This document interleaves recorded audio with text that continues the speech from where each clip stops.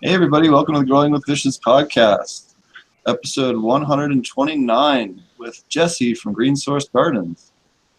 Hey everybody, welcome to the Growing with Fishes podcast. Always forget to mute that. I always have open the second window, have chat open, and I always forget. We also have Roger from True Aquaponics with us. Hey guys, how you doing?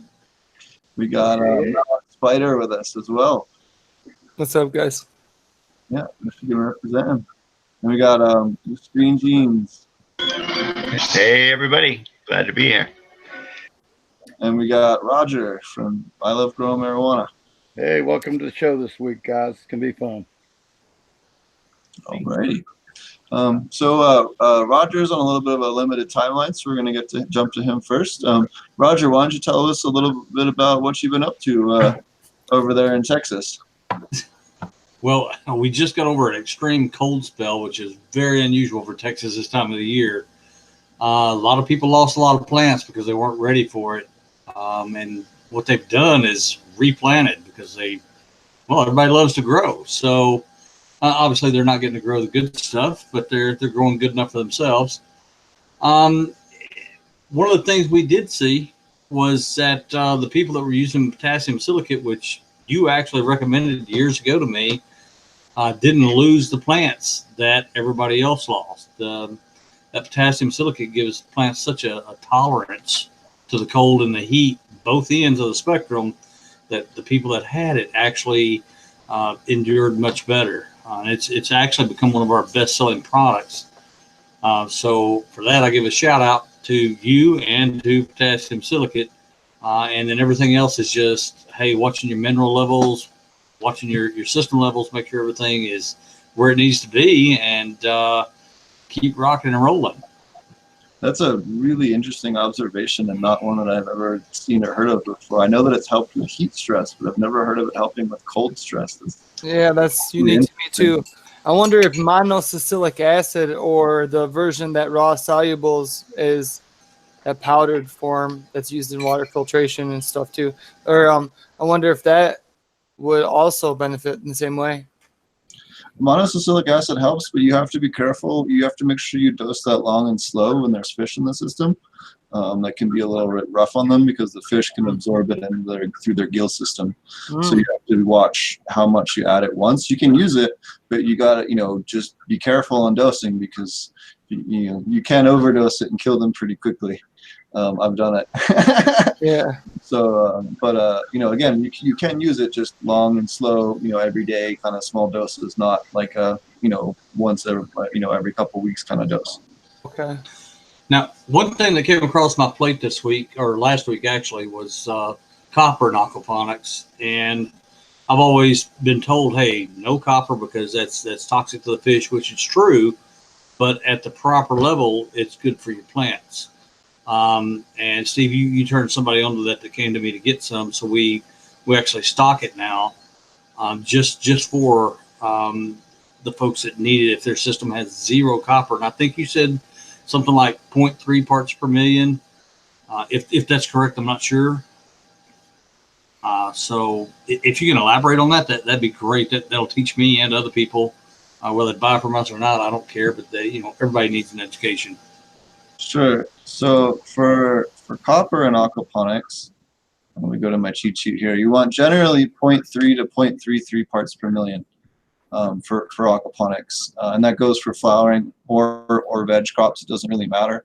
And your best way to dose it is with zinc sulfate because it's the easiest to use. And if you're looking for like 100 gallons. You're looking at around 0.11 grams of zinc sulfate per 100 gallons in order, that 100% concentration in order to raise it 0.1 ppms. So again, you want to do it slowly. You dose that maybe in 2 or 3 doses. You don't want to dose too much at once. You can have issues with the fish. So that's kind of what you'd be looking at for zinc in particular. Again, zinc and copper both can be your I'm sorry, I was looking at the wrong one. I was talking about zinc. Copper sulfate, you're looking at 0.03 grams per 100 gallons or 0.3 grams per 1,000 gallons. for copper sulfate at 100% concentration would raise your copper by 0.02. You want your copper to be 0.04 to 0.05, 0.06 at the most. Anything, once you start to get about 2 ppms of copper, you can start having issues with the fish. So you can, even at 1 ppm can be issues with invertebrates. So you do have to be very careful with the copper. So, but yeah, the dosing is very small. You don't need that much. Again, you're looking at around 0.3 grams per 1,000 gallons. Right. I knew that. I knew it was going to be a very small amount, and I appreciate you elaborating. That'll be helpful.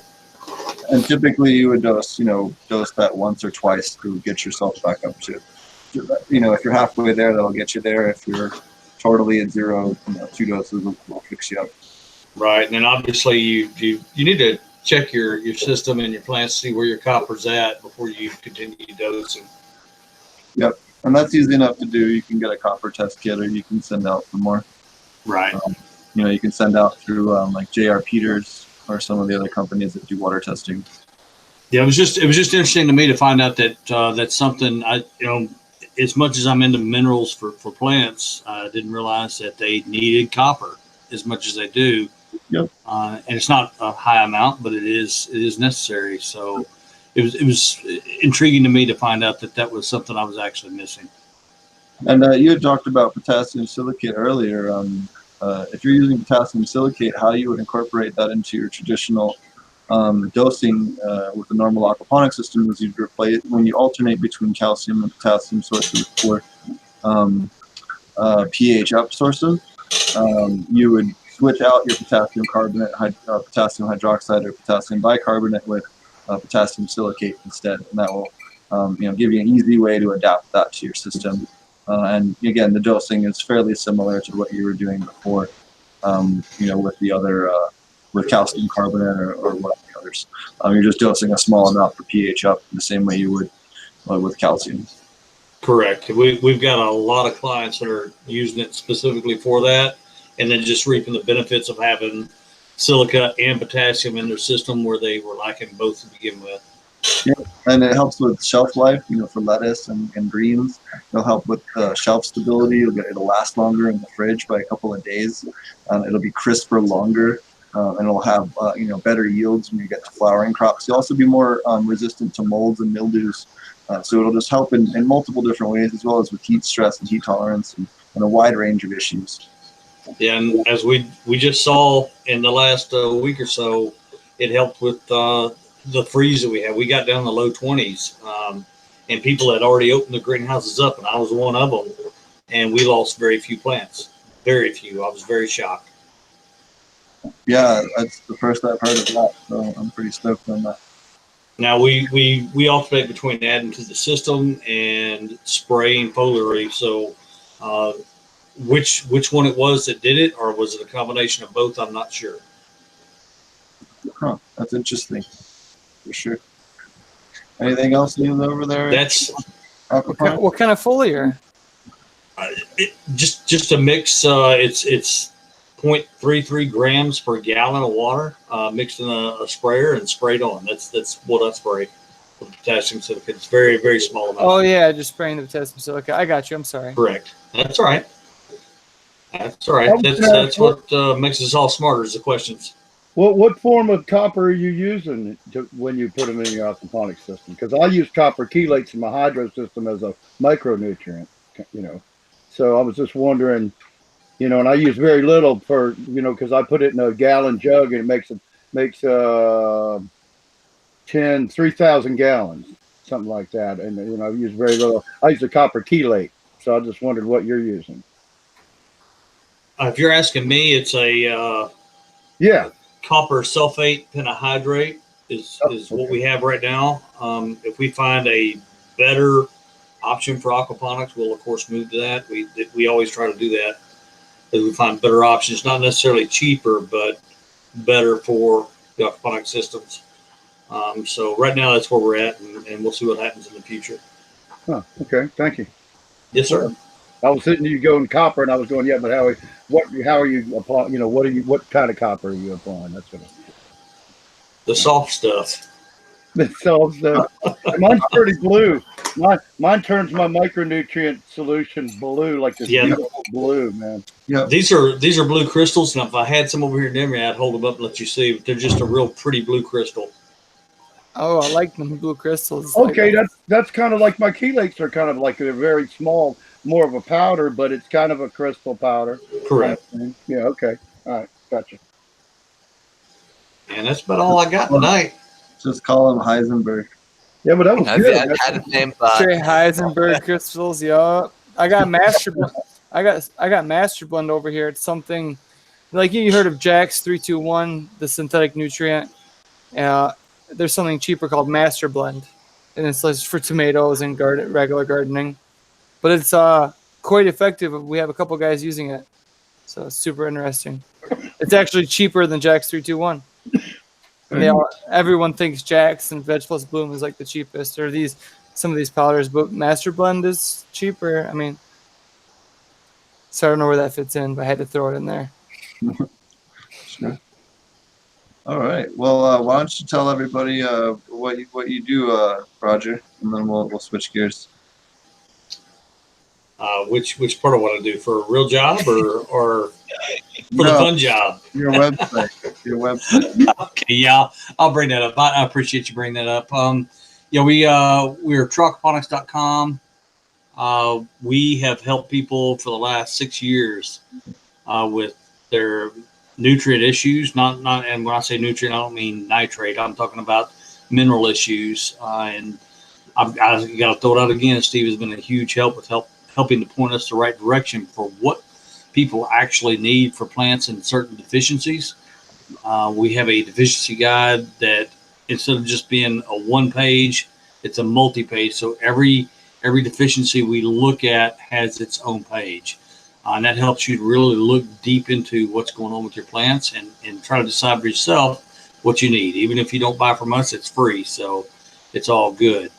Beyond that, I don't know, we're here for you. If you guys got questions, even if we don't have the answer, we know some people that can help. So send us an email, catch us on Facebook, call me. Like I said, if we don't know the answer, we'll find somebody that does and get you the correct answer so you can figure out which direction to go with the issues you're having in aquaponics.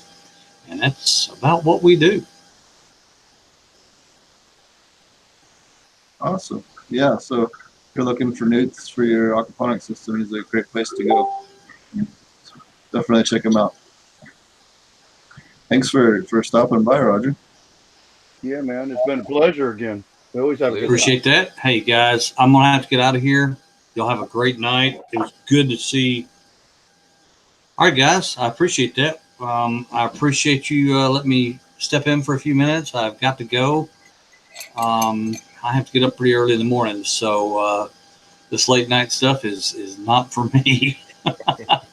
But hey, again, thank you for letting me step in, and it was great to see everybody and meet the new guys that I hadn't seen before, Jesse and Malik, and everybody else I pretty much know. But yeah, it was great to see everybody. It was nice to meet you. Thanks for joining us, Jesse. Why don't you tell us about Green Source Gardens and what you do? You've done all kinds of awesome things. Yeah. So Green Source Gardens is located in Southern Oregon, and so we are a little different than what is readily available in most parts of the country for legal reasons predominantly, insofar as we're completely sun-grown. We practice as close to a closed loop system as we can in that scenario. So right now we do still buy some organic hay to feed the animals, but after that point it is the closed loop on the farm. So we don't do any sort of amending. It's just a series of mulch layers and compost layers, manure layers, and all that kind of fun stuff.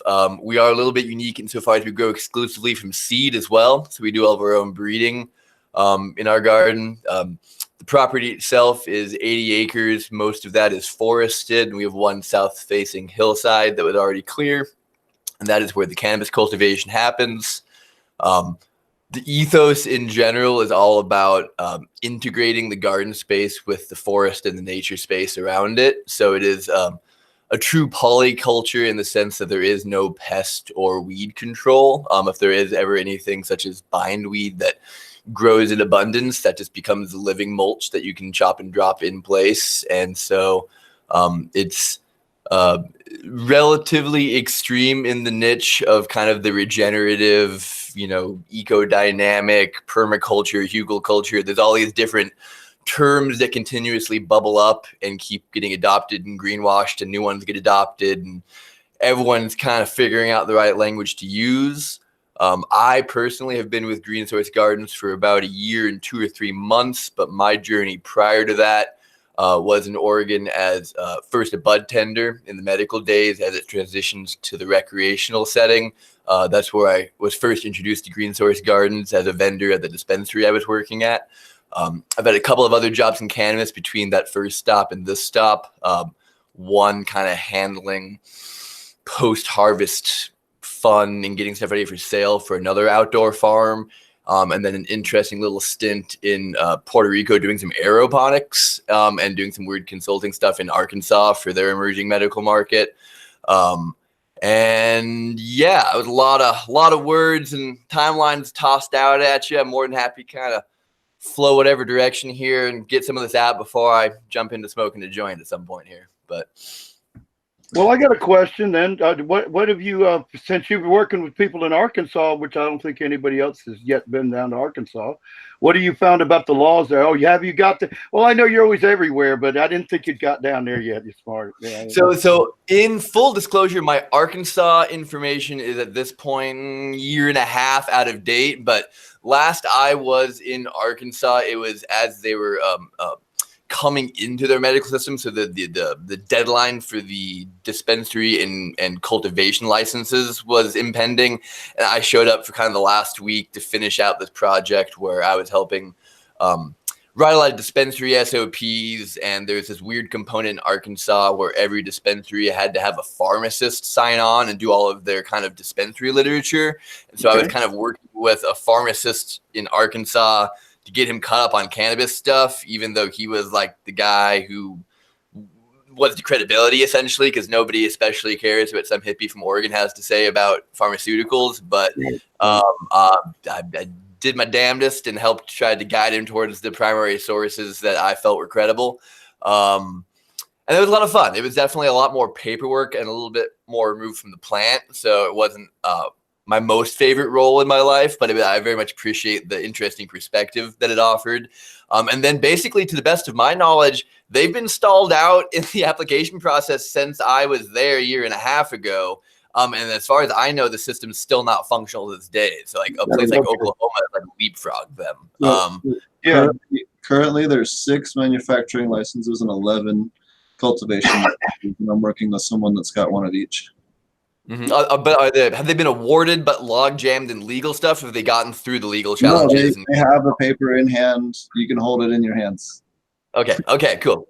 Like I said, I've been bogged down in Oregon, so I got a little out of date. It is research licenses, though. I don't think they've issued any commercial licenses. It's just research, but it's functionally the same. Okay. But it says research on it.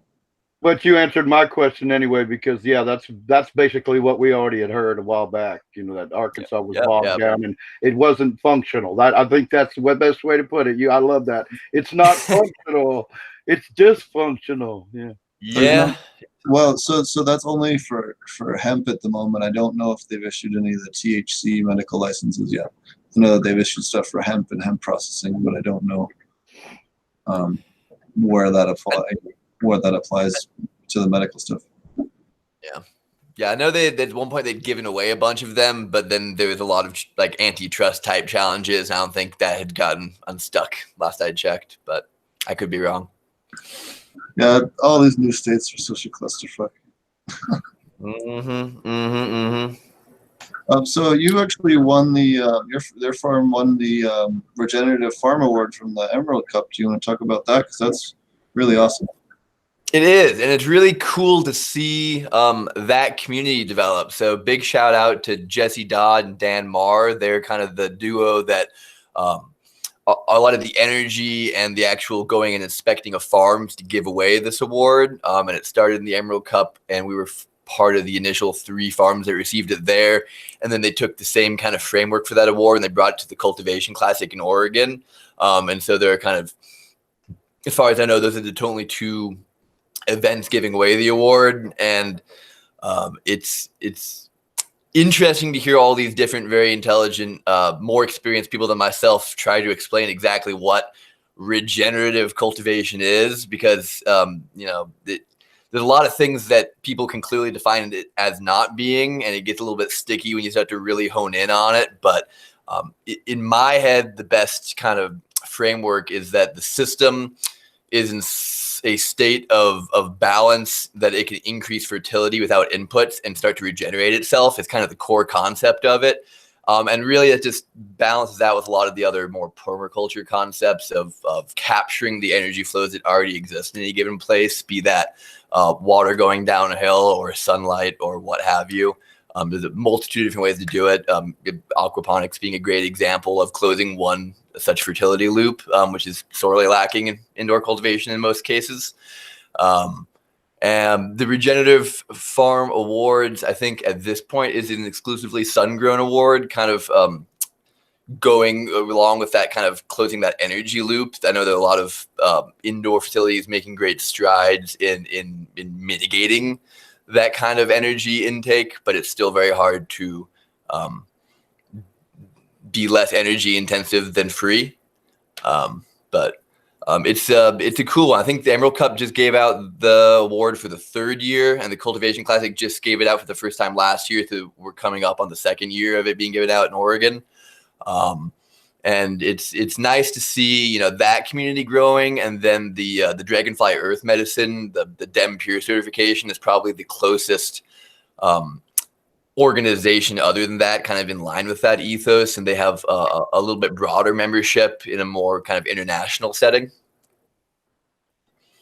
I know you interface a lot with them in the Science of Organic Regenerative conferences that you're a part of, Steve. Yep.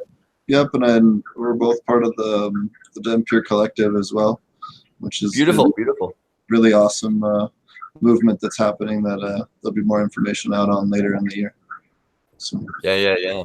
No, I know the Dem Pure farmers panels that are a part of all of the conferences you do are always it's always great to get all of the farmers off their farms and interfacing in the city, because it's always it's usually a rare window of time for all the farm people. So I'm in a weird position where I'm more the bridge backwards to allow Nick and Liz, who are the 2 grower owners of Green Source Gardens, to be more plugged into the land and not have to leave the farm, because there is perpetually so much they should and could be doing at the farm.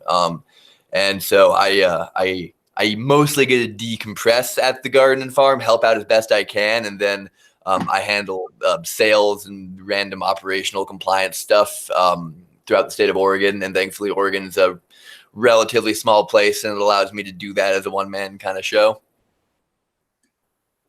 Well, that's pretty cool, because we've heard some horror stories from Oregon, not necessarily with what you're doing, but some of their laws are kind of screwed up. But that sounds like you got it. What you're doing, and they appreciate it. So that's good.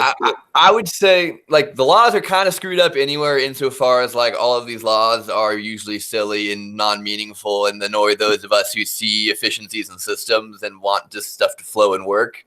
But the market, I think, is the most screwed up structural component of Oregon, just because of the nature of the laws have such a low barrier to entry that it was great to allow a lot of small players in, but there's such a tremendous amount of cannabis production in the state with not that many people, and just the macroeconomics of that caused a pretty drastic crash in the market kind of early last year, that we've kind of stabilized in this nadir. And so it's like the new norm, we've kind of adjusted to it. But, in a 6-month period, prices became 25-35% of what they were. So that's good. Yeah. pretty rough. Now I think that happened in Washington too. I believe 100%. Josh has that problem in Washington also.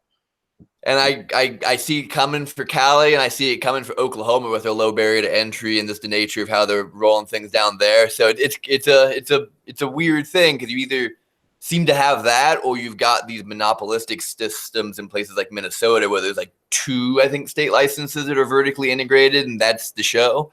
I don't want that. that's certainly not my preference, but ultimately this is part of the nature of siloing all of these different markets into their states, is that you don't allow a proper marketplace to develop where high production areas can interface with high population centers and balances can be found. And so all this other stuff in my eye is window dressing until that gets a chance to adjust. And so we're just in a artificial pressure cooker, and we're all crabs in a bucket right now. And it's, it's a survival game for a little bit here. Yeah, it's definitely a mixed up thing. Oklahoma, I've been working with some people in Oklahoma, and I keep telling them, because it was funny. I went out there and I met with a couple of different clients, and each of these guys had a weed guy. I'm sure you've had this too. They all have a weed guy, like somebody's son or somebody that just knows weed a little bit, or like went to college in Colorado, bro. Yeah. So I heard everything from $2,000 to $10,000 a pound is what they expected to get in the fall, and I was like, you do realize they issued like 30,000 licenses, right? Like under no circumstance are you going to get more than like 600 at the most. Like you need to understand that. Like, you're going to have a completely flooded market, and unless they come up with some kind of testing regimen that's going to filter out a bunch of this stuff, good luck. Like start making concentrates. Get that lab going, because there's going to be a lot of cheap material around. I mean, even then, like I'm seeing that market collapse in Oregon. Like it's a ripple effect. So it starts on the cultivation, the process, and dispensaries are now suffering their own round of consolidation and margin collapse. So I feel you. That's definitely the move a lot of people made. Now there's like 30 to 50 cartridge companies on a wall in the dispensary. So I don't particularly see any market being immune to it. Oh, the other funny thing I saw in Oklahoma was dispensaries opening up, and it's been not even 30 days since they've got their license, shelves full of stuff. It's like there's no strain that finishes in 14 days. Come on. Like, most of the stuff that's still on the shelf I see in Oklahoma is from Colorado or California, which is kind of funny. Oh yeah, well, definitely. One thing I like about Oklahoma is that weed's legal anywhere that tobacco's legal. So like we were smoking a blunt in a Buffalo Wild Wings the other day. Like, what? Already? Yeah, because you can smoke cigarettes, and apparently, so you know how like in Oklahoma you can get an out-of-state license. Oh, if you have an out-of-state weed license, you can get a local temporary license for Oklahoma for I think it's $100 or whatever. And then you're completely legal, just the same as a medical patient in Oklahoma, as far as the cops go. And then you can smoke weed anywhere you can legally smoke tobacco. So what is it, 20 feet from the front entrance of a building, or anywhere that you're allowed to smoke. So bars and pool halls and the smoking area of restaurants, you can smoke weed in. So there's no public consumption fine, basically, in Oklahoma. It's like a cool smoking area. No, not currently. All right. Oklahoma. Right? Who would have thought? Liberal Oklahoma. Right? Craziness. Okay. Well, good for them. Like I said, like I'd rather have that than the alternative. And like, yeah, like the market will collapse, but like the consumer Jesse is like, sweet, people have access to a bunch of cheap cannabis. Like it's good for me on like just an individual societal level, but the hash is going to get for those of us trying to, pay the mortgage. Oh yeah. And that's, that's where niche, somebody like yourself doing the no-till, all organic, that's where, the aquaponics people or the people that are really doing things the right way, it's going to taste different. It's going to taste better. You're going to have a differentiation, and that's going to let you stand apart and still get a decent price for your product. It's going to be just like, look at the microbreweries and the cannabis in the beer industry. They're getting $8, $9, $10, $12, $14 for a 8-ounce glass or 12-ounce glass. That you're not getting that for Budweiser. You're going to have these mass-produced trash stuff that is halfway decent, but it's not going to be anything close to what's produced by the craft growers like yourself. And that's why especially after seeing how hard Aurora and Canopy both, they lost over 6 million square feet last year, kind of made me not so much worried about corporate cannabis, because these guys can't seem to figure it out to scale and keep the quality anything that resembles the word good. So there's That not. is the comforting thing. I agree. Like it's like anything that those like, not everybody has had time or access to develop discernment for cannabis, and that makes sense. But for those of us who have, yay, Oregon. But you can clearly tell the difference when somebody tries to scale this stuff up. And so a lot of the people who are like in Oregon who I see trying to play this game of economies of scale, I don't understand, because you're never going to win that game against big pharma. Like why are you trying to win large scale games? Like the only hope is super low overhead craft, like cannabis, and the lowest overhead, highest quality ratio I have seen is this truly ecologically integrated system where your cannabis is truly representative of your terroir, and you're not buying anything. Like we have 2 owner operators, 1 employee, and no inputs, and that's why we still exist. Like I can't imagine. Well, I can, because I hang out with a lot of the people in the community, but like the stress levels on these people whose numbers were formed on spreadsheets 3 years ago when the indoor pricing was not what the indoor pricing is now, and the inputs made sense. That life is, I feel terrible for them, but it's an unfortunately predictable math equation that they didn't run the calculus on. But Yeah, I mean, Oregon is by far the cheapest retail prices that I've seen for flower of any state. it's like I said, it's a great time to be a consumer. Like if you're just like non-cannabis employee hippie rolling around Oregon, you're doing great. Although it is funny though, I am starting to hear people broadly talk about how quality's definitely gone down since the medical days. People are cluing into the scale up problem, and it's a very weird scenario where it's a super saturated market, but our niche is getting further and further defined as other people chase these other things, or because the nature of their overhead. Most businesses are structured around losing money initially and then getting your ROI 3 to 5 year, 7-year kind of window. And this crash coincided with this theoretical ROI that a lot of these spreadsheets were based around, and that's not the case. And so now these people with branding and market position, all their only chance as entrepreneurs is to now start taking that outside money and becoming part of larger conglomerations. And Oregon doesn't have any restrictions on outside dollars coming into the state. And so it's definitely a large part of what I'm seeing around me at this point is people who got out to a hot start, but got in a lot of debt to do that. And there's no real hope for them for a second here. And to survive, you've got to take on some new partners who might not have your vision and might have a lot bigger aspirations. And it's a hell of a time to have a seat at the table. Yeah. So you're also a DemPure certified farm. Do you want to talk about that? There's a lot of people that are interested in that, and it's becoming more and more talked about. 100%. So as far as I'm aware, there are 3 really certifications in the cannabis space in Oregon. And I think all 3 of them have presences kind of more broadly.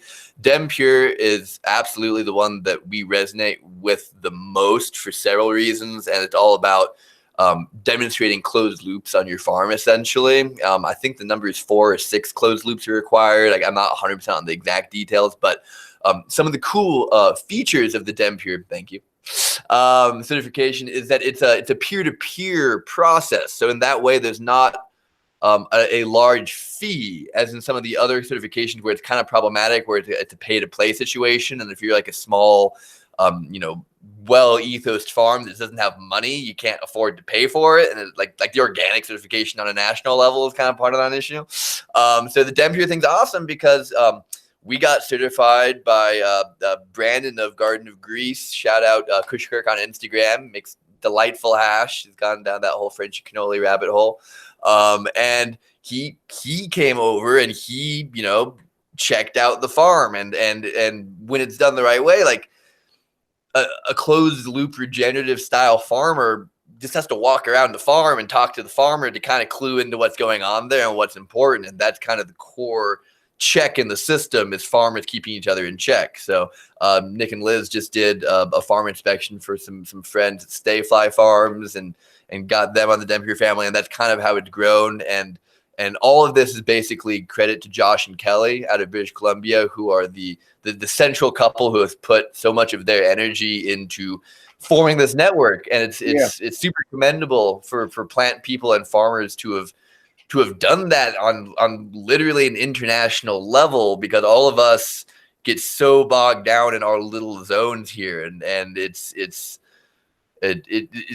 owing to several factors, but they've done a really good job of connecting the community and really putting themselves out there and bringing a lot of awareness to these practices. And so I've had the pleasure of meeting them a couple of times, and they're delightful, and we love them, and they're who we give a lot of our energy to if we're talking about certification programs. And just, I mentioned there's 3 that we have all 3. One of them is also certified kind, and the other one's clean green. Both of those do involve a pay component. Certified kind does involve like a farm tour and a tissue cell analysis, and it's a little bit more of the like science-oriented analytical kind of side of the certification things. I think both that and the kind of farmer peer-to-peer have their merits, and are both interesting. And then clean green probably has the broadest like layman's recognition, but probably the lowest barrier to entry, for being honest.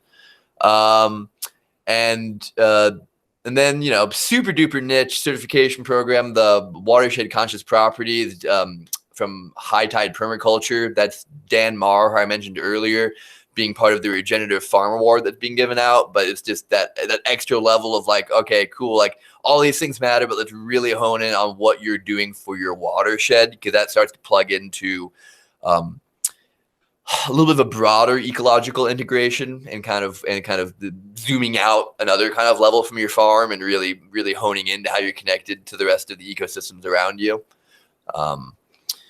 I think that's all the certs I'm super aware of. I know Bronner's is starting to play around with the sun and soil certification, but that's less cannabis specific at this point, and it's kind of trying to bring the living soil stuff more broadly, but I'm not as plugged into that scene. Yeah. All right.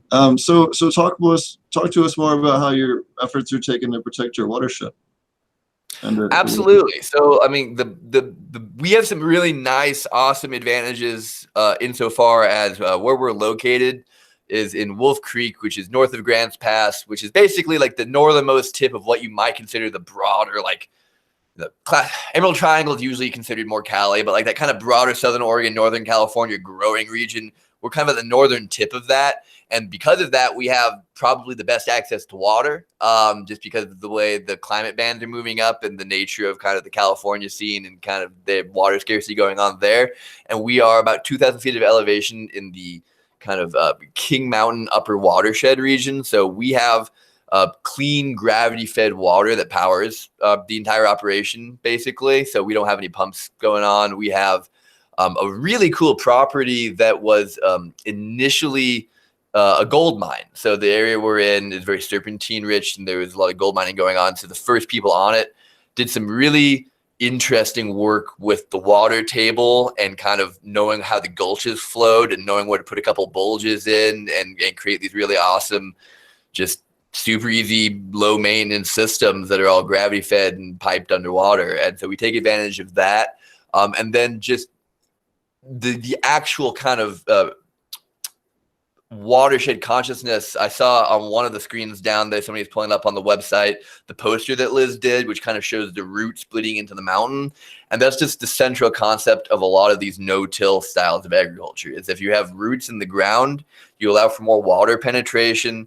That water penetration is the space where life happens and fertility gets increased and humic levels increase. And so when you start to increase the organic layer, you have more water being held up and cleansed by the soil biology and all those mechanisms that happen. And so if we can do our job in the upper watershed to put the most roots in the ground at all times of the year, then we will hold more water, we'll clean more water, and we'll buffer the extremes of the water table, i.e. when it's really dry in the summer, we'll have retained more water that will be trickling out of our upper watershed, and there will be benefits to those downriver from us. And a lot of what we're seeing with the bad watershed problems on a global scale is that a lot of roads and deforestation have happened in these upper watersheds, and you get all these nutrients flooding to these traditional ag lands. And so the places that have the most fertility also have the most toxicity. And so we kind of have to work from the upper watershed down if you're trying to do it on the most kind of responsible systemic level. Yeah, it's the second time. I think what I don't know if it, who was recently we had somebody else in the show. We talked about that same thing about the removal of the trees and the washing down and becoming toxic. Actually, yeah, that's interesting. You brought that up too. So yeah, it's kind of like when you hear it twice, you go, okay, that's a real thing. You know. And then you layer on the super classic, black market bottle newt and otherwise cultivation methodology of just tossing on just a bunch of newts in a place that doesn't have roots to hold those newts, and so they all just wash away, and so that just amplifies this problem. The synthetic bottle fertilizer is like the most extreme example, but that same thing will happen with manure too. If you're putting it down the wrong time of year in a system that's not capturing that manure, it's just all going to wash down, and then you're going to get algae blooms in your water. And so just understanding, mulch in the winter and then wait until the spring to put on all your nutrients when they're actually going to be doing you some good, not just washing away, and some smaller things like that. But like the biggest, most basic thing is a genuine perennialized polyculture. So there are like active roots in the ground all the time, including the heaviest moisture time, which is winter, which is when the cannabis isn't there. And in a classic, take out the trees, put in a bunch of smart pot scenario, then you've just it's a washout zone in the winter. Yeah. Interesting. Yup. So tell us a little bit more about hugel beds. I know you use a lot of those. You were just talking about using that for water retention. Not everybody in our audience knows what a hugel bed is, and that's one of the key things to how your gardens work. It is 100%, and that's it's part of the fun part about trying to dive into these weeds. It's nice talking to cultivator people who have a little bit more of the depth of knowledge, because you can go down those rabbit holes a bit much with the layman, and they just like. But hugel culture is German for hill culture, and so basically, in essence, it's burying carbon usually in the forms of like branches and sometimes entire like trees. But like it's a good way of building your base fertility in the soil, especially in a situation where you're going to have like terraces and some like downward water flow.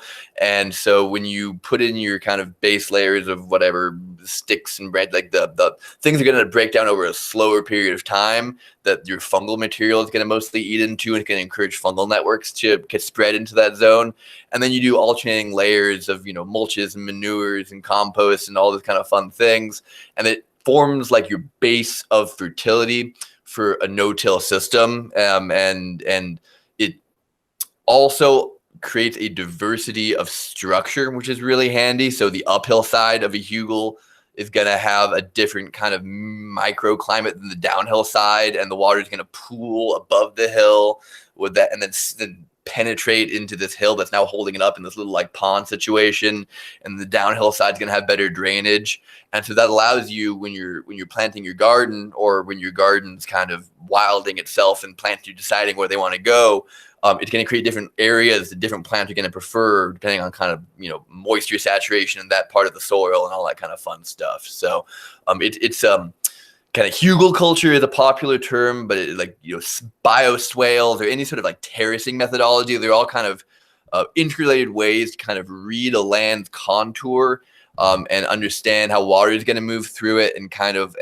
maximize what's already happening there, and allowing it to penetrate more in the right areas, and not just wash down the hill without penetrating more, because that's what allows the roots to go down further. And it's just a virtuous cycle when you start structuring it the right way. And a lot of this science affiliated with permaculture and all this is less about like the formulaic lab, nutrients to output kind of science, and more about just the root observational reading of land, kind of contoured topographical kind of science, a little more systemic.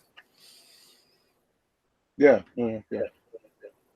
I like the terracing. I got an area here where I want to terrace the back for natural farming that comes down from my greenhouse. And then when the guy cleared trees out, which sorry, but we took out trees because that's what we did so we could build a greenhouse. And I didn't ever get it all the way built. I still got a lot laying out there, but now that I wanted to use aquaponics, I figured I'd take that lower area to build my pond, and then I'm going to go up the other side, and that's where I'm going to try to do my natural farming, like no-till or whatever, and try it up and that Korean natural farming type stuff, and do it up there, and then I'll have my fish down here that I can supplement that with if necessary, the terraced area, you know, because I got probably about a 5-foot drop and about 175 to 100 feet. So I figured I could do some pretty nice little work in there and make it very, you know, open too, not have to have it all crammed together so much. You know? Absolutely. No, it's definitely like with all this stuff, the more you can build in your systems to what's going to just like whatever the equilibrium point of the system is, the less energy you're burning to fight against what the equilibrium point is. And that's like the core of all this is just like letting go for a while, letting whatever equilibrium establish itself, and then having gentle touches afterwards. And that's going to allow you to have 2 growers do the entire farm and not have any help. Yeah. A well-placed pump here and there, you know. Or, you know, if, you know, I'm not sure what your hill situation is, but theoretically, if that pond is at the top of the hill, if gravity could help you out, you could avoid the pump situation entirely, but it's not always practical. Well, but see, I've got it's like this. See, so I got the greenhouse up here that comes down like that because when he removed it, he pushed everything out and left me like a ditch. Not what I wanted, but what I ended up with. So after all these years, I've got probably about, you know, I could run a 72-foot greenhouse up top for aquaponics, and I might still do, you know, well, like I said, I won't go too deep into that, but then I'm going to have this pond with the fish at the bottom of the hill. So I would actually have to pump to the top, and that would just allow gravity to drain it back down to me anyway. But that would allow me to use it for both sides, you know, or like different cavity. You know, it's not as if it's only going to be one pond, but my area of ponds and my system, you know, my loops of, you know, where I've got these fish in this tub, and they're going to water this, you know, and then I got this. I'm going to run up the hill, you know. You know, whatever. Anyway, that was my idea. Plus, I love it. You got my dream place. All I've ever wanted is a place where I could use gravity with a stream to run hydropower and force the water into the garden. You know, it's like, yeah, that's what I'm still looking for, that spot. You know, I almost came to Oregon years ago. You know, I figured it was up in Oregon. I almost came there a few years ago, but we ended up not coming, and so here we are. Oh, I totally understand. And thankfully, you know, Nick and Liz started at a different piece of property in the medical days and knew that wasn't going to be like the best case scenario long term, and just found the right property at the right time at the right price points and were able to jump on it and make some things happen. And it wasn't a perfect property to start out with because between the gold mine era and our era, there was a horse ranch, you know, era that this zone became compacted basically, and it had like a base serpentine mineral, and so it's not very fertile soil, and so a lot of the first couple of years was using things like the hugelculture style, and using the animals on site and the manure to jumpstart that fertility. In the first couple of years, there was definitely some issues with like some phylline pressure and whatnot. And this year 3, we've really seen like, okay, cool. Like we've got enough potatoes in the ground, enough fertility going on. Things are balanced out better. You can tell everything's happier and flowing. So, I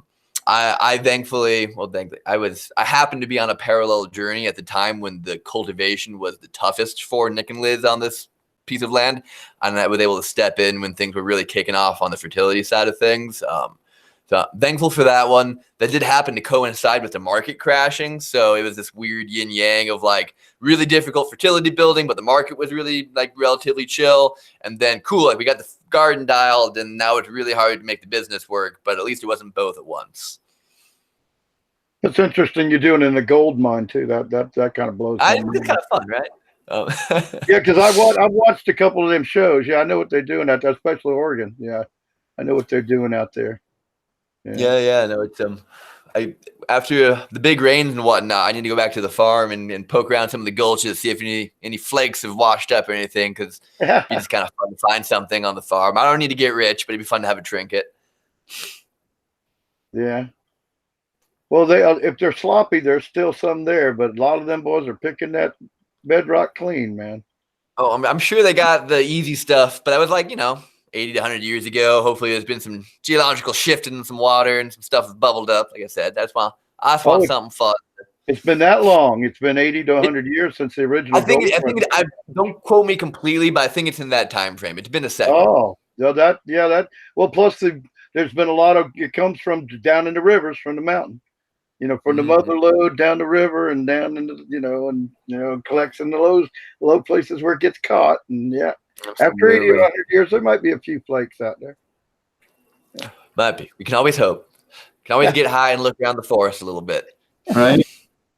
I know after the big floods here in Colorado, there was quite a bit. Yeah, that'd be fun. So do you guys do a lot with the pinkleberry strain? You guys produce lots of different seeds. You want to talk about that? 100%, yeah. So yeah, pinkleberry is a fun little story. So pinkle, the word is just smashing together the word pink and the word purple, and it's a phenotype of blackberry Kush actually that Nick's now been kind of selecting for this phenotype for 5 generations. So we haven't sold our genetics until like 2 months ago, basically, and are just selling them in the Oregon rec market right now because we are OLCC licensed, which is a pain because we know that that's not where seed money happens. But it allows us to continue to be transparent and use our platform and not play games and be scared. And so Pinkleberry Kush has very at this point selected for pink pistils and purple calyxes, or I hear bracts is the more correct term now. And it's a really early finisher. So we do full term outdoors. We don't pull any tarps. We do just complete natural cycles. And we harvested on September 24th, the Pinkleberry Kush this year. And we probably could have harvested it earlier than that. We kind of waited out until kind of maximum ripeness before things started getting weird. Because it's a really nice fall this last fall.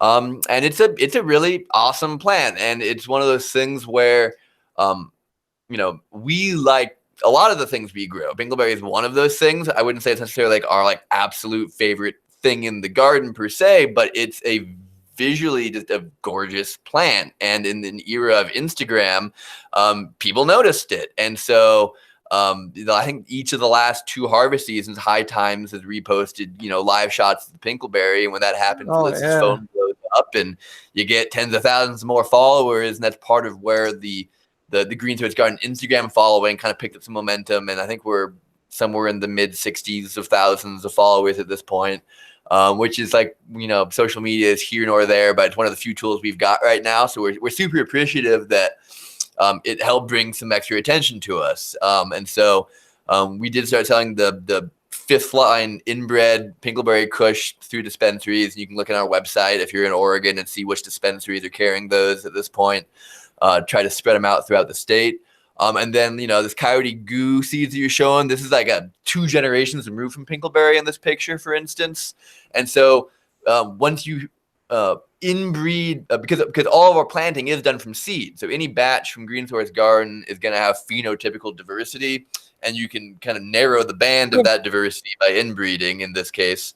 And then once you get more inbred lines, you can start doing some really fun things with some true F1 crosses and real hybrid vigor and all that kind of fun stuff. Wow. We're looking forward to that in the next year because Pinkleberry is one of 3 different lines. We've gotten the 4th or 5th generation inbred at this point. And so we're going to start smashing some of those together. And pretty consistently when you cross something with Pinkleberry. So Pinkleberry Wonder was the new cross for us this year, which was Pinkleberry Kush and the Wonder Goo, which is like a Williams Wonder kind of black goo lineage on that side. And it brings this awesome, color and earlier finishing to a little bit more of a classic kind of resinous body. Because the Pinkleberry Kush, like as a cannabis cultivar, is not a classically desirable cultivar. It tests in the mid to high teens. It's looser and lighter. It's not like a super resin hog. Like the Grow Bros hate it. It's hard to trim.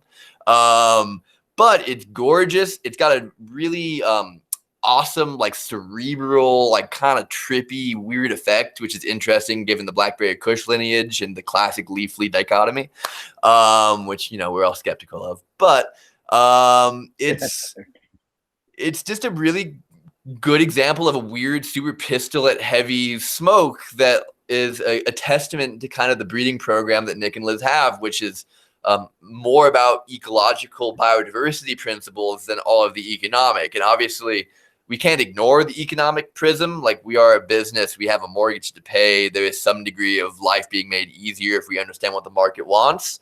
But what we're discovering is that, like, the market does want pinkleberry, and it resonates with a lot of people, and they don't really care that it's hard to trim. It has a great, looks like it has a good bud to leaf ratio as well. Yeah, that's just like, and as everything gets healthier, that gets theoretically easier. And this is there's Pinkleberry Kush. Yeah, so like this year's Pinkleberry Kush was like the easiest to process Pinkleberry Kush that I've seen, and part of that has to do with the increased fertility in the garden and just kind of everything showing off to its maximal genetic expression. So, we think it's super awesome, and we're super glad that it seems to resonate with people. And like, the seeds have been going pretty good for basically only being able to sell a 1 10-pack per person per dispensary visit in Oregon dispensaries. So we're kind of both hands behind our back on the seed sales right now, but it's kind of a de facto hype train it's built because we can't really sell it to all the people DMing us, and we're not playing those games. So make a friend and figure it out. I believe in the community, but we can't be that friend.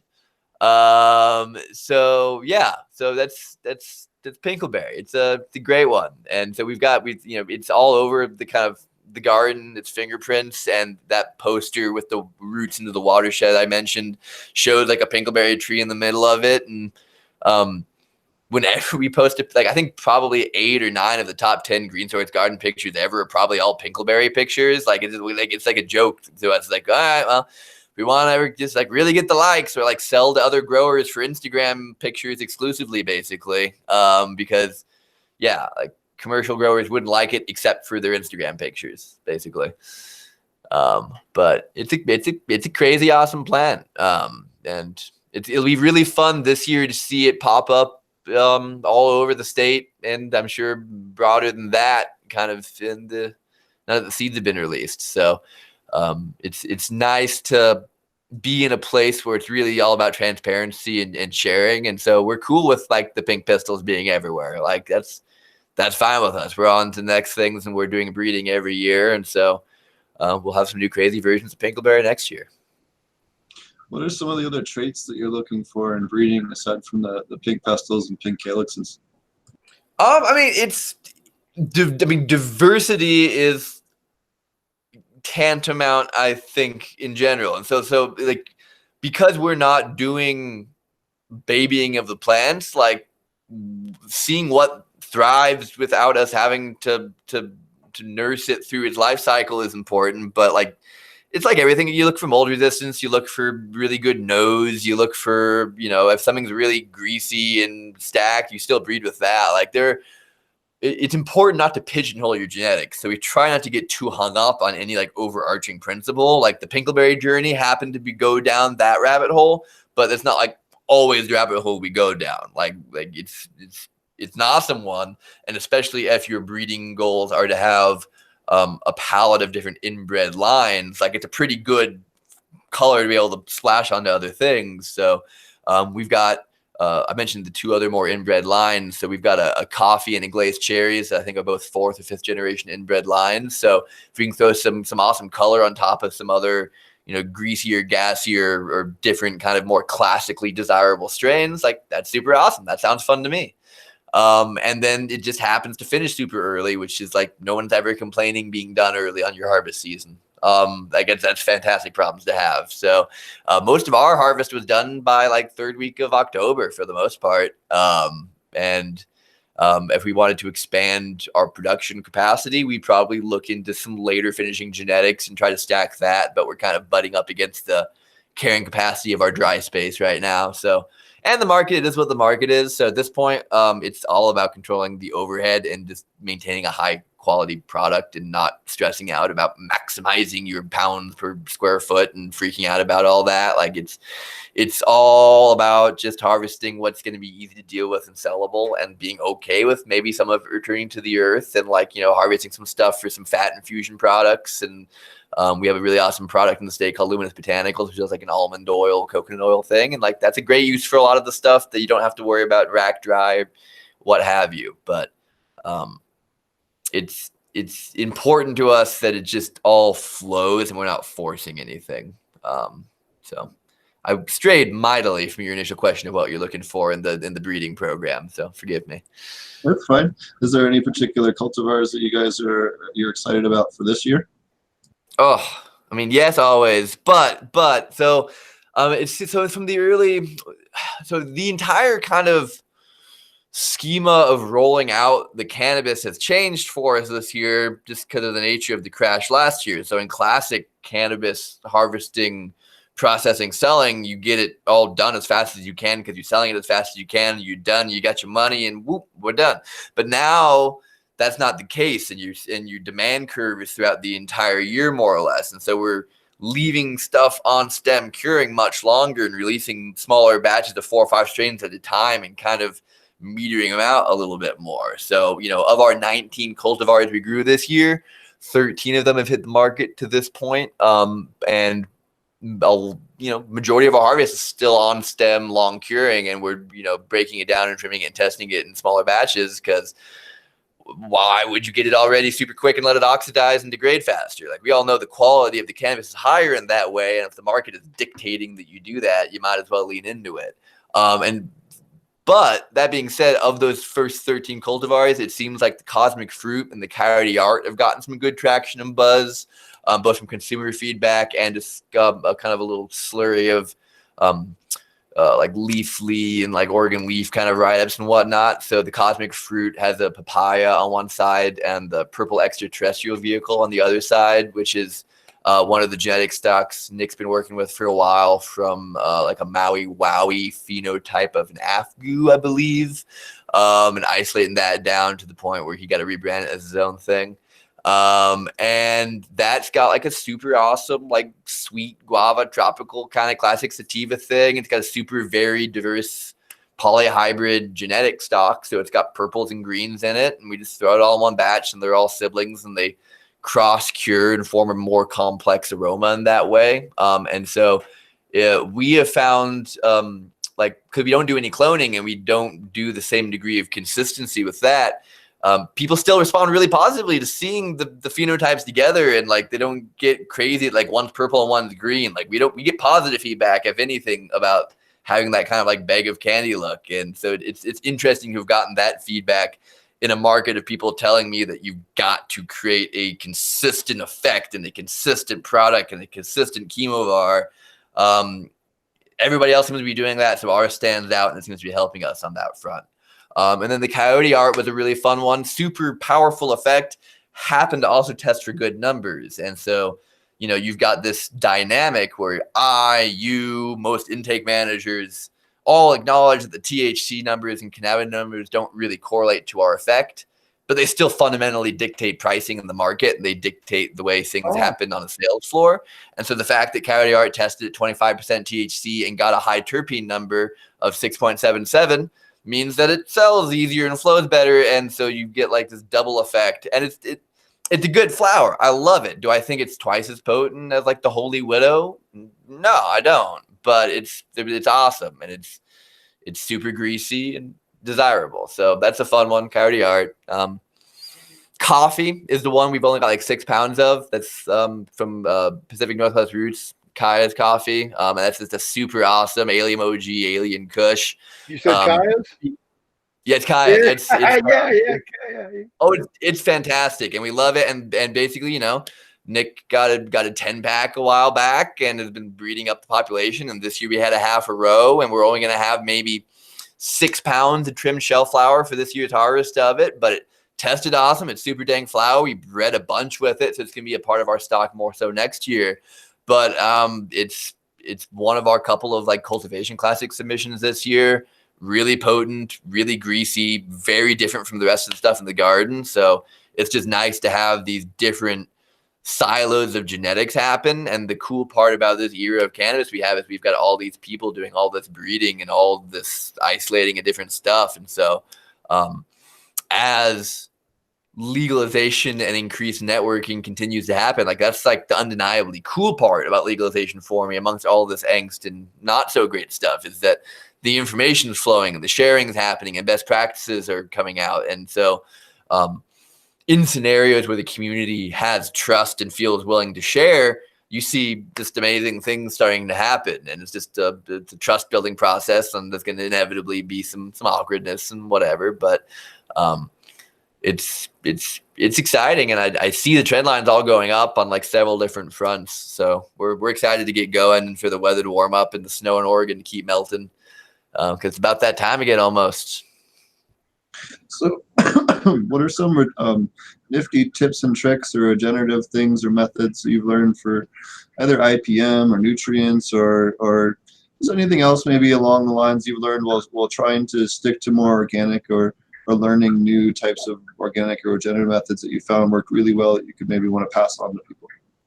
Totally. And it's I have a very weird kind of entry point and perspective into this, because I have come at this as like consumer to bud tender to kind of every man in the cannabis industry and just doing whatever tasks roll downhill to me and continuing to wiggle my way upstream. And so my introduction point to like actual like hands-on plant cultivation is Green Source Gardens, essentially. So I don't have a lot of the language and best practices that my contemporaries have, i.e. we don't have a nutrient regimen. Like it's much more about like putting out layers of hay and wood chips and water and stuff like that. But that being said, something that I have seen and noticed in the trend line that Nick's going down is last year we didn't really top any of our plants. We left the natural structure in the central cola. And part of the rationale was that is we didn't use any trellising either. And so reducing the A, plastic, and B, pain of having all of this netting that you're taking down later.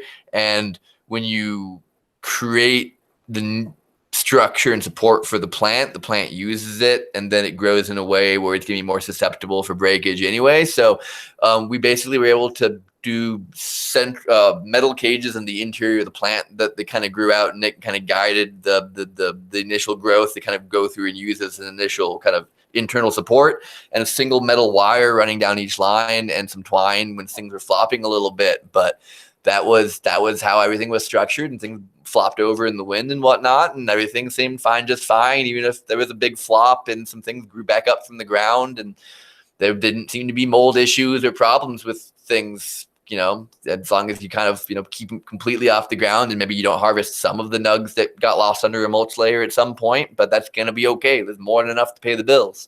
We're moving this year towards less nursery work. So one of the more labor intensive parts of the growing process for us is just the beginning babying of the plants and the potting soil and the up potting and doing all that fun stuff. We're going to do half of what we did last year to have like a core, what we're used to kind of cast of plants, and then do the other half as direct seeding and do the culling and of the males and the culling of plants in general out in the cultivation space to bring it down to the number of plants that will eventually be there.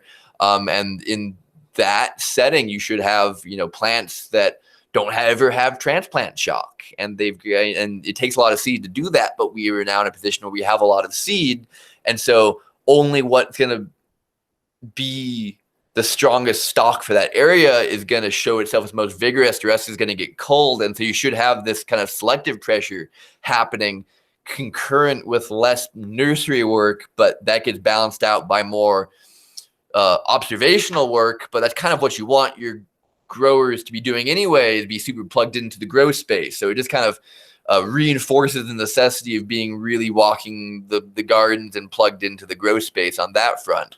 And that'll be new for us, and I'm super excited for that because it just makes a lot of sense to me intuitively. And then let's see. And then just in general, like circling back to the no pests and weed things, like just like grow everything that you can and cast a lot of seeds and see what happens. And like a lot of our problems have been solved by just the fact that we have like thousands of pounds of potatoes in the ground right now. And there's like all sorts of random stuff. And I'm like an awful person sometimes on these farm tours because people are asking me to ID all these different plants. And I don't have all the names of all the plants. And people ask for specific companion planting scenarios. Like Nick's always very resistant to giving away these specifics because it's just this general principle of just maximize diversity and pay attention, basically. So I can be, and we can be annoying in some sense because it's not so formulaic, but there are these kind of pretty base systemic observational principles that are pretty sweet if you like smoking joints and wandering around a garden. Be a pain if you don't like doing that, but thankfully that's kind of what we're down to do.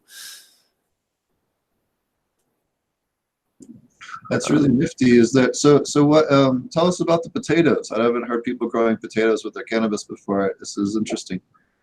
Yeah, I agree. So it'd be obviously like it's great because we eat a bunch of potatoes. Like, oh no, but like circling back to the kind of symphylan I mentioned before, I'm not sure how familiar the group is with that. I know it's kind of a thing. I know it's got a decent amount of awareness in the community, but for those listeners who aren't aware, it's a ground dwelling arthropod that can attack the root hairs of cannabis. What it really wants to eat is fungal networks, but in spaces that have been deforested and converted and bacterially dominant, they don't have the preferred food sources, so they will attack cannabis roots and stunt things, not allow things to really take off until later in the season when they die off a little bit in the soil.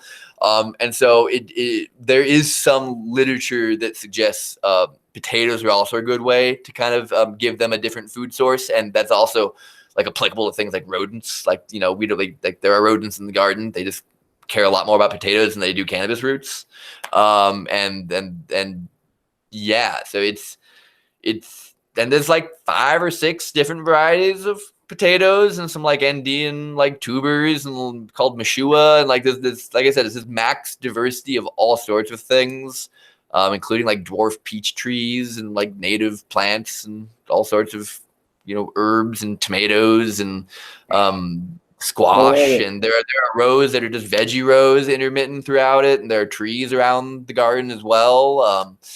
There was one zone that the cedar kind of grew its root into a little bit, and then you find out like, oh yeah, that cosmic fruit plant didn't do so hot. It got a little sapped from that cedar root. That's not the most simpatico kind of combination there. But don't freak out. Just like plant a little further over next year. It's still good to have tree roots in your system. And a lot of our goals in general are now about healing the land around the main cultivation zone, so it's a contiguous wilderness with the forest around it. So we all know that with network theory and all these things, like you want the most connected space possible. And we know now through science, a lot of this more ethereal, hippie, whatever stuff about the plants communicating and sharing nutrition and all sorts of different things. And so that's where, like, in addition to all the garden work, like there's like forest management going on and like thinning of some trees or allow other trees to take over and just connecting everything. And it's a lot more energy going into caring for the space and the garden and the forest around the cannabis than the cannabis itself. That's really cool. I know in SoCal, we used to use tomatoes interplanted to keep them out of the roots of the cannabis because tomatoes are high in histamines, which really sets off their allergies and all that stuff when they start. So it's a good repellent, especially if you're dealing with moles and voles and gophers and that kind of stuff. It is. But yeah, like I said, it's weird working in a place where like a lot of these things I'm supposed to have learned is just like things like Nick's like, nah, I went down that rabbit hole, but I don't really worry about it anymore.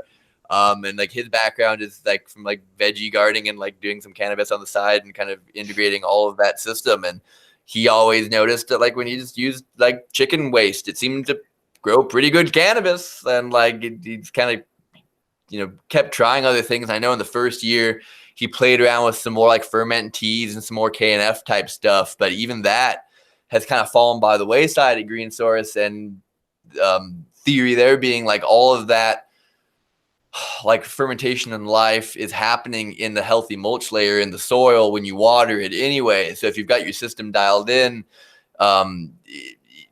it's just very energy intensive, and he just didn't notice it really mattering that much.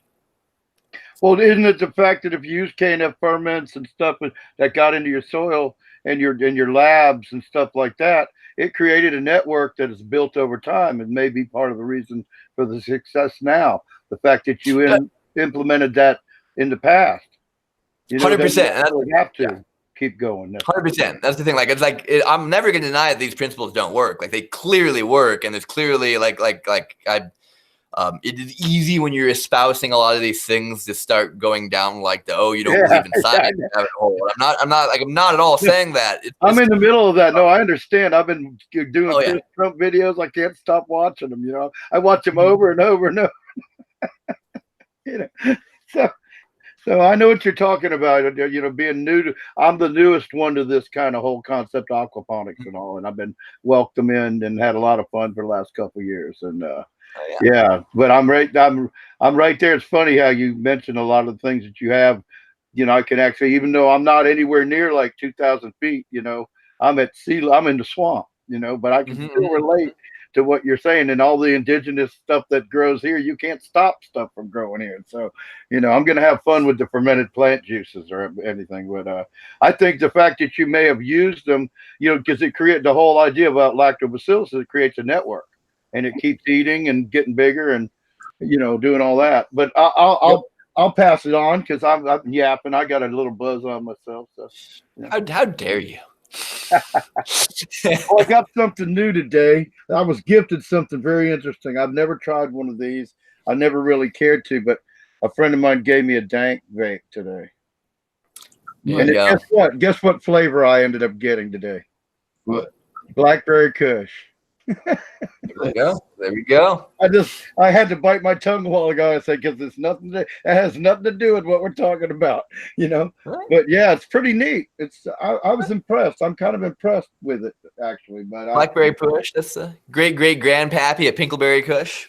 Yeah, you were saying that earlier. That's why I said that's interesting. The first thing you said when you were talking about breeding was, well, it's got Blackberry Kush, and I said, so does the vape pen I got today.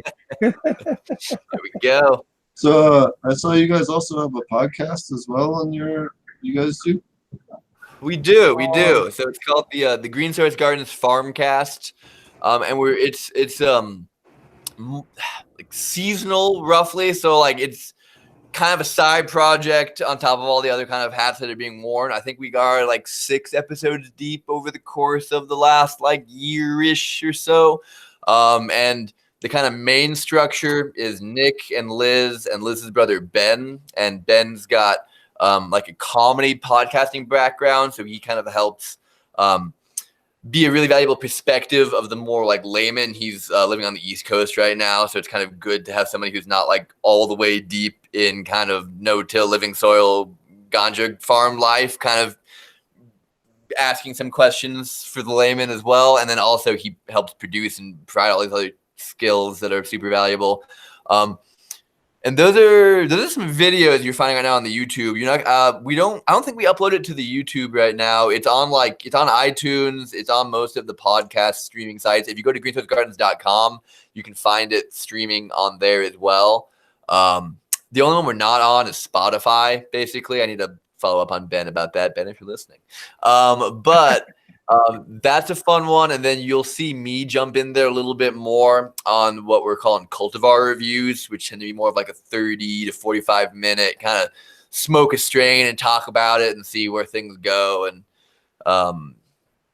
this kind of it's a fun little side project. I've listened to a lot of podcasts and smoked a lot of bud trimming and doing a lot of other things in the cannabis industry, and I always joked around with getting high and saying things. So thanks for letting me live my dream. But it's a weird world where you can kind of provide these extra avenues for people to get to know the farmers. And that's like the whole thing, like this weird dichotomy of the world we're living in right now, where we're super like earth focused, earth care focused. Nick and Liz given their druthers, would like never leave the farm basically and just live off the land entirely. But we're at a point in society and humanity where you can't just silo yourself off and think things are going to be okay, because there's some real big systemic problems going on. So it becomes your responsibility to try to have some positive impact to those around you. And things like Instagram and podcasts and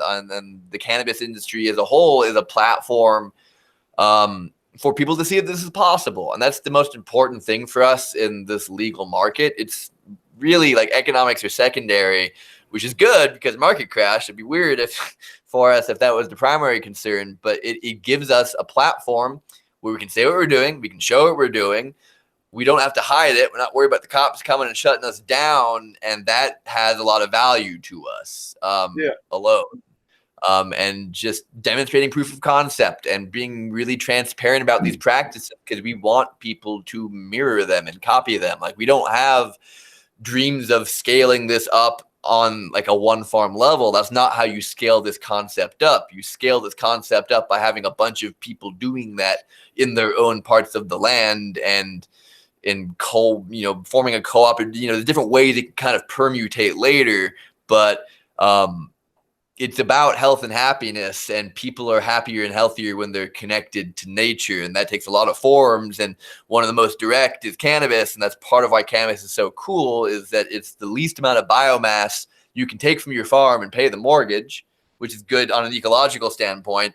And it's the most persuasive crop you can sell, because Nick's sold potatoes. They've run farmer stands, and people don't care nearly as much about the veggies as they do about their cannabis.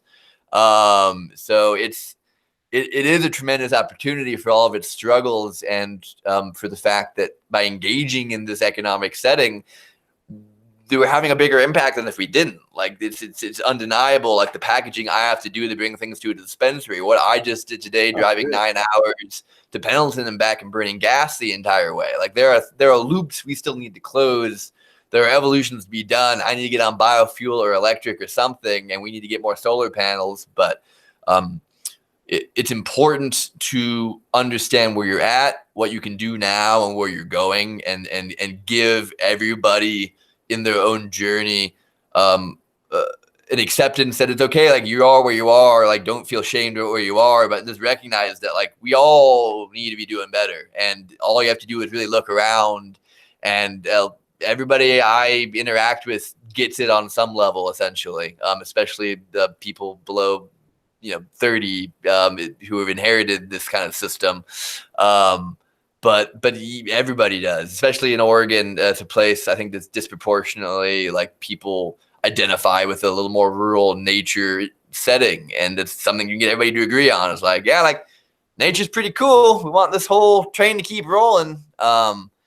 And yeah. Now I'm on a hippie soapbox. Nobody needs that, but Jesse, I think it's really cool how you started from the bottom, literally, and worked your way like through the Oregon market and got to the position you're in, and you got with the right cultivar.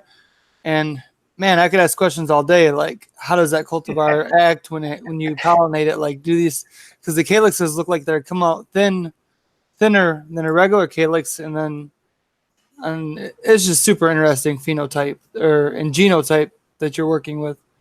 I agree. And that's something I've noticed in general too is Pingleberry is an extreme example of that, like, pistillate dominance over like the calyxes. I see that.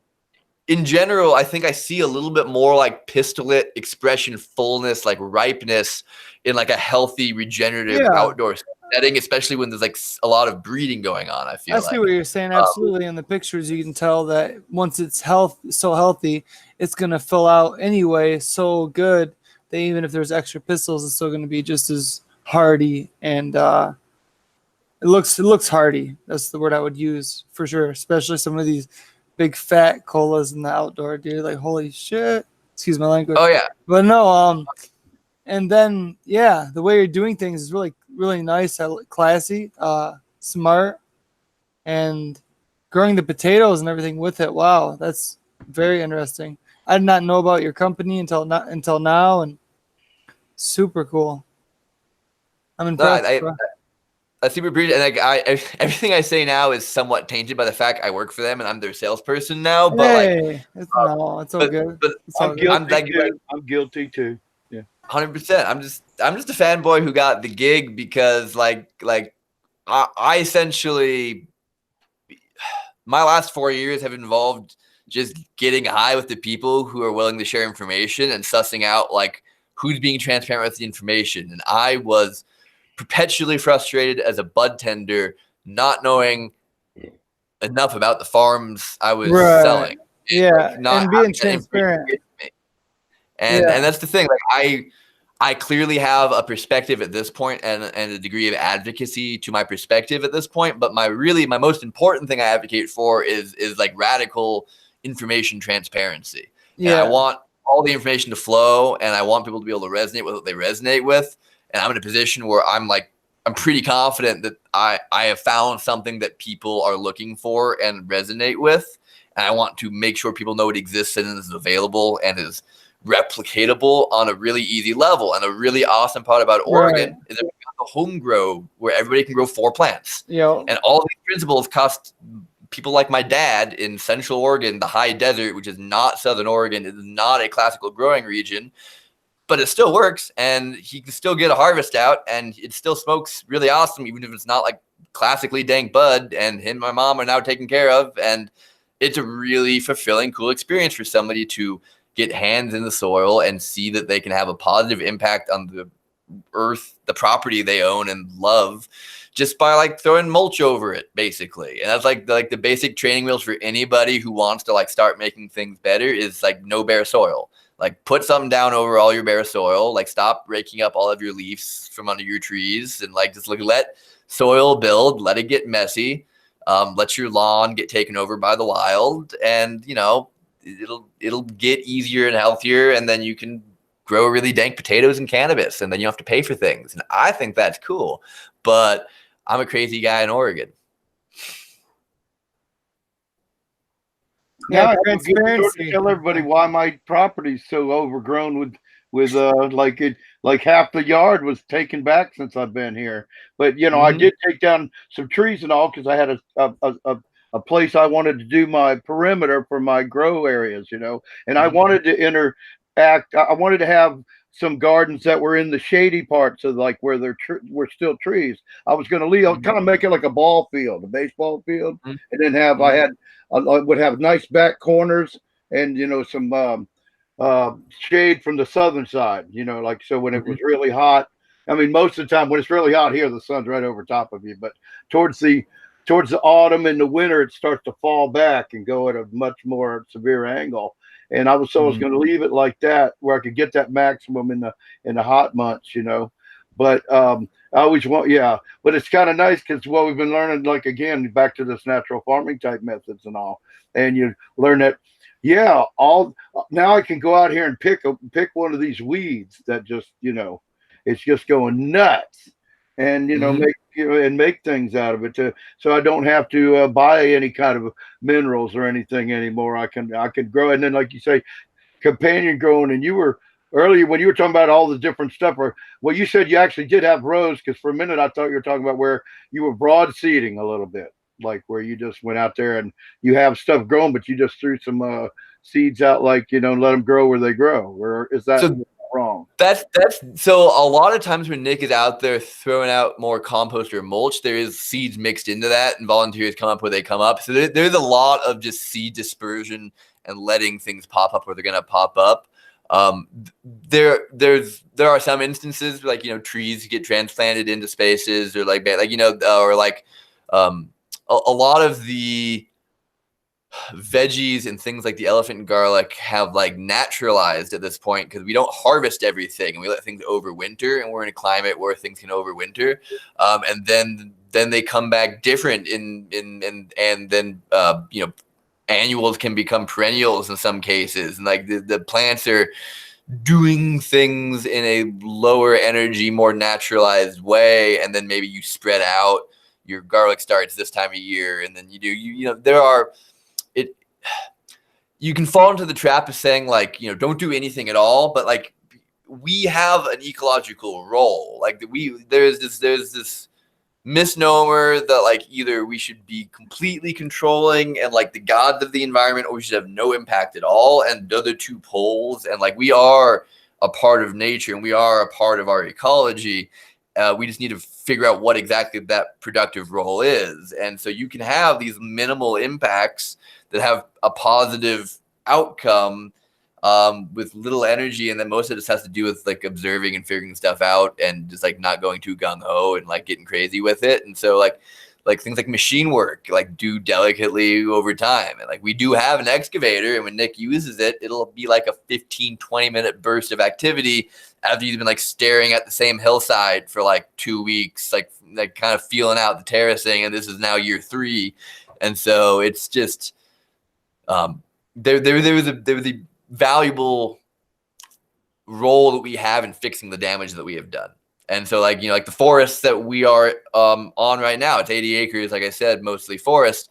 At some point in the more distant past, it was clear cut, but it wasn't replanted in a monocrop. So we were lucky in that sense that there's a really good diversity of trees in the forest, but because they all got clear cut, they came up at the same time, and you've got a choked out like mid-succession forest because there's not this like, you know, the old growth isn't dominating. Everything started at the same time. So now that you have some more free time to identify, like Nick and Liz will have small little things where they'll identify patches, and they'll, you know, take down some of the small trees to allow some of the big trees to take over and abate the fire damage that could potentially sweep over us. That's really the only natural disaster that's like the most pressing for us in the region we're in, is if a wildfire swept through, and we were in a relatively good spot for that, but it's a good thing to have awareness of. And even harvesting like dead trees or diseased trees.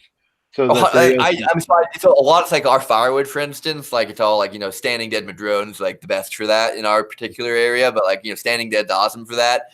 And then in some situations, small trees that are growing in a choked out thing, you will make some slight selective pressures in zones where they are choking stuff out. And so, but like less is more in small amounts, and, you know, start with standing dead, and like every zone is going to be different in reading it. And I am not an authority by any stretch right now. I'm still heavily in like my observation phase, and I don't purport to be any sort of expert, but it's, I just watch Mountain Men, and they tell you how to keep your forest nice. If you literally, we don't cut every tree down by our house. We go and find dead trees, then we might scallop a couple of trees, you know, and for next year, you know, like they'll pick out some trees they're going to remove, and it's all to keep control.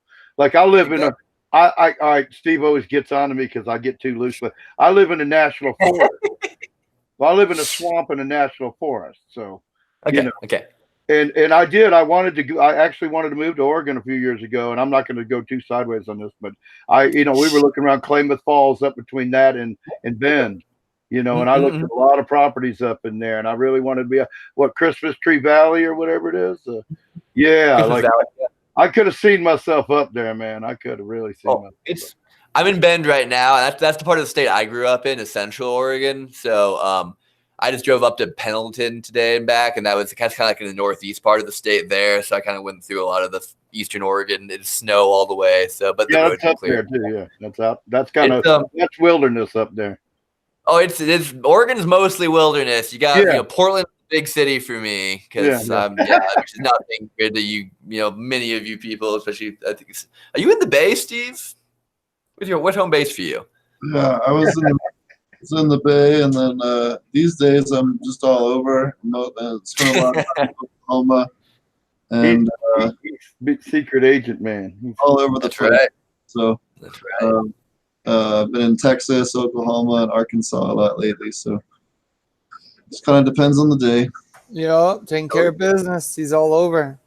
Jesse, I love how you're doing, you know, the transparent projects with the breeding, like you breed your seed, even if you haven't made a name for a certain strain yet or something, or I think you said that you would, you know, as long as you're transparent about what you're doing, and with your amazing cultivars, I mean, they have a chance to find some of the most unique things I've seen, you know, when it comes to cultivars. So this is like, the transparency is the key, and there's so many new companies coming into this market, and they're pushing so hard, and they're they're ripping people off, and it's getting bad out there. And people will know now the companies you go through are companies like this that are transparent, smart, doing things organically outside. Just can you imagine that the seeds he's making are actually climatized for the area? So something might be more, you know what I'm trying to say, guys.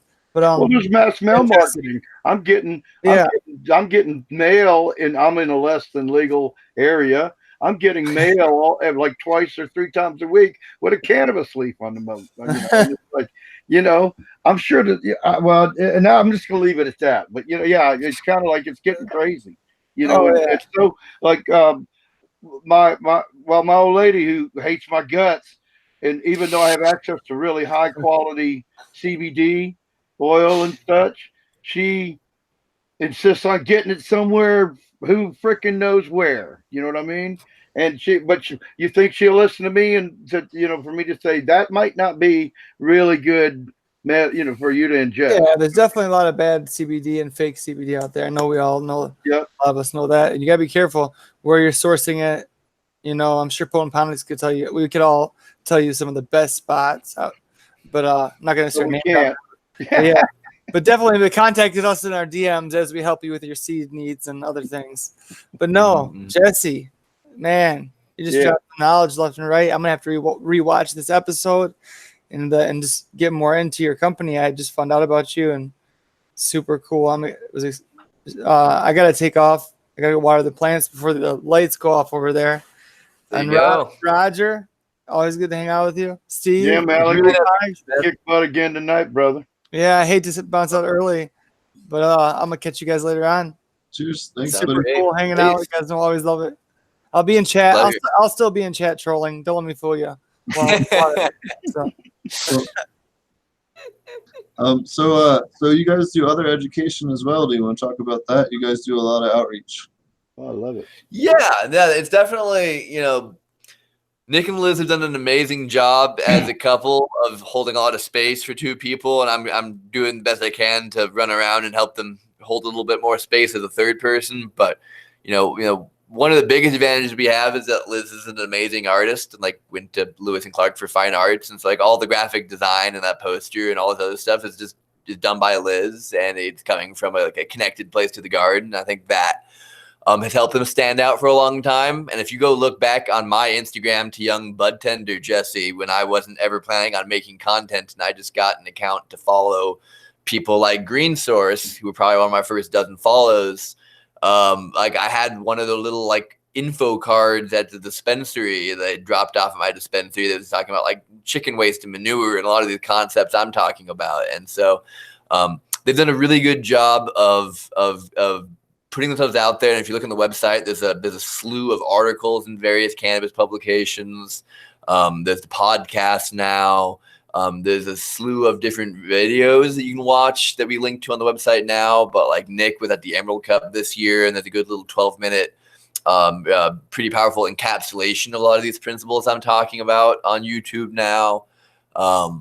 Anybody who's interested in talking, I'm getting more comfortable now that I'm a year into this role with Green Source and have been through an entire cycle with them of helping provide another kind of perspective and voice out there, because Nick's done a lot of that now and left a pretty good breadcrumb trail for people. So I'm just going to add a little bit more and bridge to some people who might resonate more with my style of communication than his and Liz's. And I'm trying to think of, it's mostly through the website, and anybody who's willing to talk to us right now. It's nice having the podcast as our own kind of information. And then the Instagram is just the biggest one for us because it's such a visual medium, and part of what we're doing isn't well communicated by words. Our most powerful education tool is when people can come to the garden and take a tour. And that's something that right now it's pretty exclusively kind of industry folk right now, because it's hard to have a bunch of people on the farm at the time of the year. It's fun to tour it because that's also entering into harvest zone, and it's just the last kind of time for any of us to get any sort of peace and quiet before harvest help is there, and you enter that whole 2-month kind of period.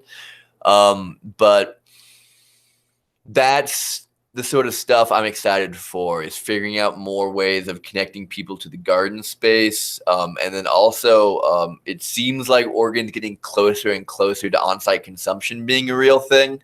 I've started to do, a lot of dispensaries do like vendor pop-up day type things. And the typical setting is kind of hanging out in the lobby and having some stickers and some magazines and chitty-chatting and having some strains or some specials and whatnot. But I just did one last week where I was able to do that and then go to like a consumption bus, like tour company that like is able, it's one of those loopholes where you can do like the dab buses and the kind of smoking on a bus thing. And people were able to go to the bus that was in the parking lot. And then they were able to go to the yoga studio next door. And everybody was able to like chat with me, smoke my stuff, and then hang out with me.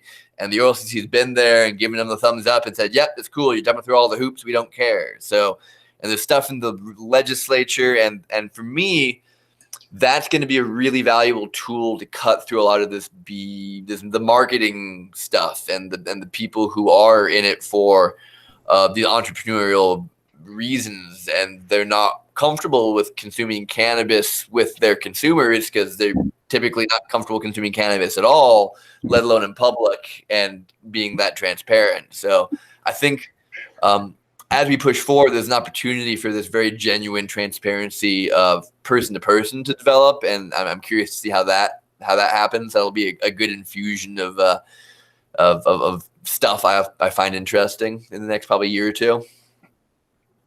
So if I caught that right, I had to walk across the room, but you were in a bus with your fans of your stuff or potential customers, and oh, so you're like a rock star and shit over there. I don't even care about that. I know. I'm just rock star. Everyone is high. It's great. But no, it's because the vendor days can be frustrating for me. They're amazing. I love connecting with people. I miss the connection with the consumer part of bud tending. Like that part is really, especially in the medical days, that can be really powerful to interface directly with the people whose lives are being affected by it. And that really was a lot of what motivated me to kind of go down the research rabbit holes and really figure out what it was that was going on behind the scenes.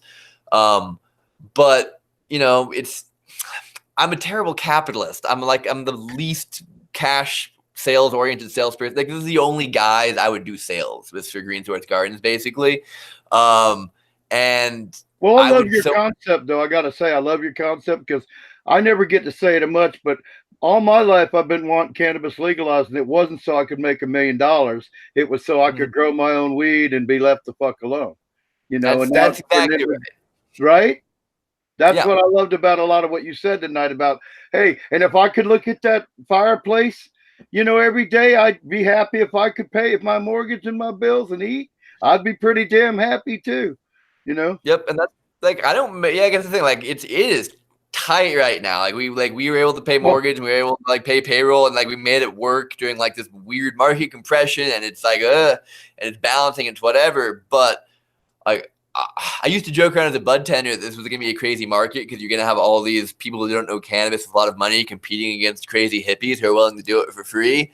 And now I find myself in a position to like back up my words basically and be like I am willing to do this for free essentially because I do have like my cannabis taken care of. I have food and an environment provided for me at the farm that like money can't buy. Like I can't buy food as healthy as I get from the farm. Oh, you save a lot of money growing your own food. I learned that quick when I started. It's a huge, and it's not like it's so for me. It's I found the thing I actually care about, and having come out of like the young 20s, like college malaise thing, like that's a really powerful antidote for me. And so I've been pretty well ruined from like normal society at this point. And if this gig flames out on me, I'm gonna take a good long minute off of this capitalism thing, but. I also find myself in a position, 4 years into this weird legal cannabis ride I'm on, where like I might be in this spot for a while. It seems stable. I see the trend lines moving the right direction. I'm a year and a quarter in, and there's no skeletons in the closet. And Nick and Liz are as genuine as I want them to be. And just as a human being, as an Oregonian, like I need this to be reality and exist. And I see it working, and it's flabbergasting to me that this isn't like this is a niche. This is such a small component of the market when it makes so much intuitive sense to so many people when it's explained to them. But because of the legacies of both black market cultivation and like conventional agriculture since World War II and salt-based fertilizers, it's insanity to so many people who are in charge of where our food comes from and where our cannabis comes from. And like it's this weird disconnect that's happening. But if you go back to anything older than that, like any sort of indigenous agriculture, any sort of forest, any sort of nature, it's like, yeah, this is just nature and this is what it does if you get out of the way. Yeah, if you throw some seeds down, they're going to grow and it might be interesting. Yeah. It's a thing, and that's what I want it to be. Is interesting. Like there are multiple different like veins of people that resonate with Green Source Gardens. If somebody is super ecologically minded, like that's easy for me. Like if you know what Dragonfly Earth Medicine is, like you love Green Source Gardens, that's not even a sale. Like those are like auto accounts for me. But there are a class of people who have come to Green Source Gardens fandom from just a straight consumption standpoint, because there is something more complex and robust in these full profiles and these genetic diversity. And so like, if you're looking for another cannabis podcast, shout out to the Pot Snobs podcast and Kaylin and Ed of Certified Dank, who do a lot of judging in their past for the Emerald Cup and for the Golden Tarp and for the Cultivation Classic and for a lot of these events. And they started tuning into like, okay, like all my favorite cannabis seems to be grown in this methodology. Like what's going on here? And they've reverse engineered their fandom of kind of regenerative agriculture just from smoking joints and tuning into it that way. And in my life, when I see synergies between multiple different ways of knowing, you should pay attention. And so when the science and the spiritual and the economic and the ecologic are starting to align along a couple of basic systems and principles, it makes a lot of sense to me. But you know, I'm incredibly biased at this point, but I did get here, you know, as a consumer, as a bud tender, as a person who worked in a dispensary that had like a neighborhood model, and we carried a lot of flower vendors and farms. I probably interacted with whatever 80 farms in my year and 4 months at the dispensary. So they were the only people who were really doing this and touting this since the medical days, and they've stayed consistent. And their Instagram is a testament to that. You can scroll all the way back, and the best case scenario for an Instagram for me is it's this totem of authenticity. And it's harder to BS these pictures. And so there's like an entire class I would love to teach on this like Instagram discernment and what to look for in a company's Instagram account to let you know they're actually practicing the cultivation practices they're hashtagging. And a lot of that has to do with like what's going on around the bud shot that most people are pimping. And like if they've got bare soil, if they've got other plants growing at all. And just in general, monocrops create problems. A monoculture is a problem. Any sort of lack of diversity in anything creates a vacuum and an imbalance in the system that gets filled. And so that's one of the main problems with all this hemp and CBD, on top of the janky extraction methodologies, on top of the toxicity of the grounds they're being grown on, is they're being grown in this very classic monocropped, easy to harvest with a tractor sort of way that all of our other ag has been grown in. And that's why all of our food systems are nonsense too. And it's really hard for me to shop at grocery stores now because I've gone down too many of the hippie rabbit holes. But it is what it is. No, it's awesome to hear more people talk about, you know, no-till and sustainable soil and you know, getting away from chemical cannabis. I like the idea that we get to talk about it with different people now. So we're getting insights from each different person that where they got their own tweak on it. Because as we all know, is if you've done any teaching, which is kind of what I've done, made my career on is teaching, as I learned, you know, and I've screwed up a lot, but I screw up on purpose too. I mean, I actually have wasted a lot of grows to make sure that because you can tell me all you want to, it's going to be like this, but I want to see it. You know, I want to say, you know, so, and I take care of it like, and I love, you know, again, I hate to keep going back to it, but one thing I loved about what Chris Trump said, he said, man, I'll help you out anytime. Send me your mistakes. You know, like he didn't want to, he's like, oh, yeah, you worked and you grew the crap. Yeah, but it didn't work. Send me your, data. And said, I'm going to tell you, I was like, that's what I loved about him, is he wants to share all that. And then he's got that attitude. Show me your mistakes, because we all make mistakes. And I got off track because I was saying about, you said something, and I was thinking about how that equated to teaching people, well, go on. I'd lost it. That BlackBerry. Huh? So are you doing anything? We had somebody ask in chat. Are you doing anything to encourage fungal growth in your systems other than just diversity? I mean, so like, the base hugelkultur thing kind of builds your base fungal network by burying the trees or making that your base layer. But they're one of the other semi inputs to the farm is like we will intercept like waste streams of wood chips from tree companies, because that's like a really easy resource for most, especially like the closer you are to a population center. Like, people don't know what to do with their carbon, and you should put that over your farm and build some soil with it. So wood chips are a great way of laying down and getting more fungal growth going on anywhere you are, basically. And so like one thing Nick and Liz did for the first time this winter when it was a little warmer in January is they got a look at the hand hoe.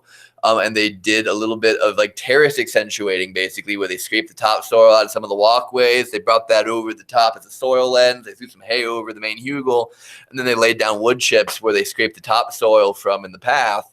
And that creates this, this strip of wood chips down for a little bit of fungal expansion. And this creates a little micro disturbance to allow some other successions of things to happen. And it also lets you kind of continue to build your terrace and move that over.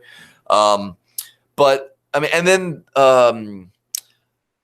forest inoculation is like a thing as well. So like when Nick's building his while we're still doing nursery work, while he's building his potting soil, a really good opportunity to bring the forest into your grow space every year is to mix in things from your forest. Like we have a patch of horsetail that's really accessible by our water source that we'll throw into like the potting soil and whatnot too. And just whatever forest stuff, and leaves are obviously a great source of minerals, and just like letting that break down in your potting soil so that when you just go and pot all your stuff around, you've now inoculated in all these different zones where you've now transplanted from the forest that you've centralized into your potting soil. So stuff of that nature, but nothing like too intensive and specific. More about just making sure we continue to introduce more wood material and just more inoculate potential.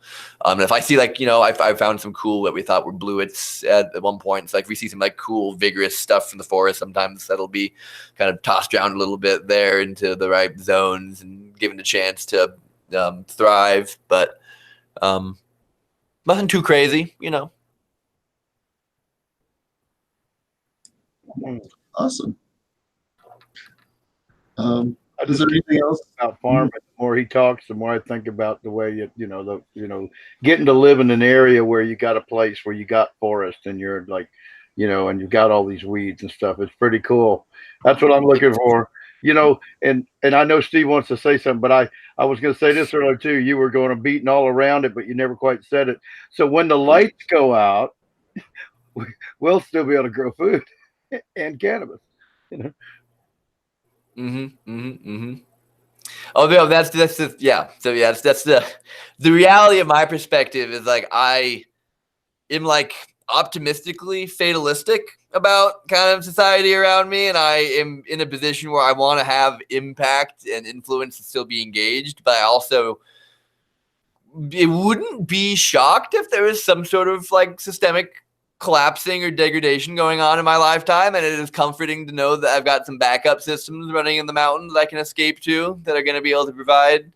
And then just on like even let's say it's not for my health and happiness, I got caught out in the wilderness and not even get to make it back and whatever. It's important to build sanctuaries of diversity to help seed the wasteland with more diversity if that becomes our reality. And so like on multiple levels, like you need these pockets, these sanctuaries, just to preserve what's there, and like, hey, Yeah, and I don't think it's thrilled going to that necessarily be that's real. contamination as much as the grid's just going to collapse. It's not going to be. Oh no, yeah, no, I feel you. Because that's what I'm talking about. Like for me, it's like it doesn't. I know it seems very conspiratorial to certain people I know, but like it just seems like a matter of rationality to me to look around and say, yeah, this isn't working so hot, guys. Like there's clearly a lot of issues out there. And maybe I'm a little ahead of times. Maybe it'll be fine for my entire lifetime. Maybe not. And either way, like these are really important skills for us to recapture and clarify for people. Just because this is how you relate to the earth in a positive, productive way, no matter where you are. No matter what technology you have, like the scales up and down technological advancement levels. And thank you. And Steve, I'm sorry. I see you were going to say something, so you might have a cool question. So I think we moved. Yeah, we. And here's Steve. I was just gonna say, I don't want to take up your entire evening. Is there anything else you wanted to share with us before we wrap up? I'm just really appreciative to be able to come on here and chitty chat and spout my nonsense and hopefully not sound like too much of a fool. I enjoy your perspective very much. I enjoyed getting to hang out with you for like that 3-day stretch of that Science Organic Regenerative conference in Portland, February last year. I think that was the first one of this chain of conferences. If not, it was early in the cycle. And it's been fun for me to watch on the feed. And I think Mr. Josh Dutchblooms is now ghosting on this conversation, but like it's fun to see that network continue to go on and thrive and expand. And just the awareness is out there. And so it's comforting when you hang out, in the hills with, a group of 3 people who are mission driven and believe in this very much, but it can, you wonder sometimes if it is resonating broadly, if you are too far ahead of your time and you're just going to be hanging out and leaving a paper trail and it's for somebody else to figure out. So I'm just stoked once again to have a seat at the table, because I do find this all fascinating and I don't know what else I would be doing at this point. I'd figure it out. Don't get me wrong, but this is a tremendous cool thing just for like meeting people like yourself and chatting with people like you, and that's the sort of opportunity that Cannabis has always seemed to brought into my life, and I just apparently keep getting stoned with the right people and they keep somehow giving me jobs and I don't quite get it, but I'm very thankful. I just encourage everybody, if any of this interested you and you want to kind of hear from Nick and Liz, who have been doing this years longer than I, and even more plugged into the cultivation earth side of things, check out the website greensourcegardens.com, which has been mentioned before. The Instagram is just at Green Source Gardens. We've got the podcast Green Source Gardens Farmcast, which is like a longer form discussion situation there. Just support information transparency in whatever it is you're purchasing beyond Cannabis and everything. Like, it is exhausting to be discerning, but like nothing's really more important at this phase. Like keep paying attention, and help people get access to information. You're not gonna be able to tell people what to do, but you can share freely what you know. And be okay if when you share freely what you know, somebody challenges you and you gotta assess what you know. Like, that's part of the process. I highly recommend sharing a joint with somebody and hashing out over the course of like 4 hours. But I'm in Oregon. I'm allowed to do that. I hope wherever you are, you're allowed to do that. I know that a lot of what I'm saying is not practical, possible, or legal in a lot of zones of this world, which is a bummer. And so I do know that a lot of people are in different phases of taking care of their ecology. And I'm looking forward to more of these artificial restrictions on that connection with our ecology falling away, even though I know that like they're probably going to get worse here for a second. Like, when federal legalization happens, it's going to be great in a lot of ways from the market synergizing and flowing, but the feds regulate more than the state in general. And so it's this ride is going to keep staying bumpy, but as long as people are discerning and demanding information, and there are at least a couple of people sharing real information that contrasts with the nonsense and the marketing, I got hope. I do somehow still believe in people, but it takes a bunch of us, and not everybody wants to listen to me. I don't resonate with everybody. I'm from Oregon. I've been here most of my life. But well, you're happy. You're happy, and you don't want anything else really. You just want to be happy and pay the bills. It seems to me you're one of the happiest people I've seen in a long time. So I'm in a lucky spot.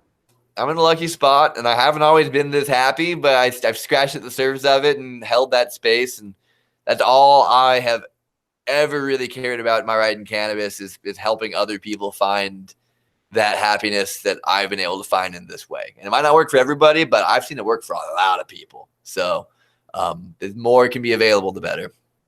It's a cool plan. Shout out to Nick too. He hooked me up with some super awesome charas at Emerald Cup. So yeah, it was awesome. it's good. We didn't even get into all the weeds, but yeah, that's the charas was new to me when Nick started going down that rabbit hole as far as like an option. It's a term you hear very seldomly, but I think I'm going to target the Emerald Cup next year. I think that's going to be my target vacation next year. You should come out for the fall. It's in December, so. Mm-hmm.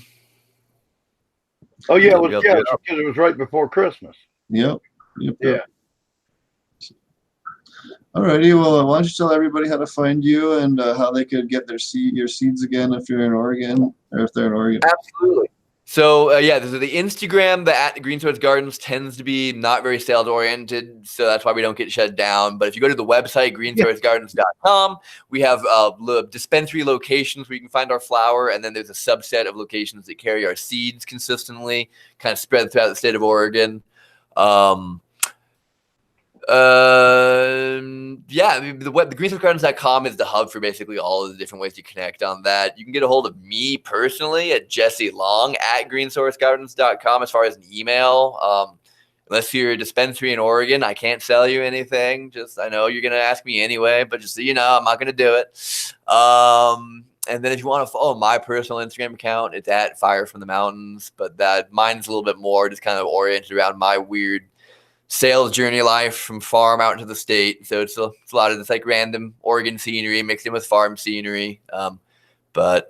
Any questions anybody ever has about this kind of stuff, we try to put as much out there as possible because we can't answer all the questions, but comments on the posts get answered as best they can. But I think the website's the best way.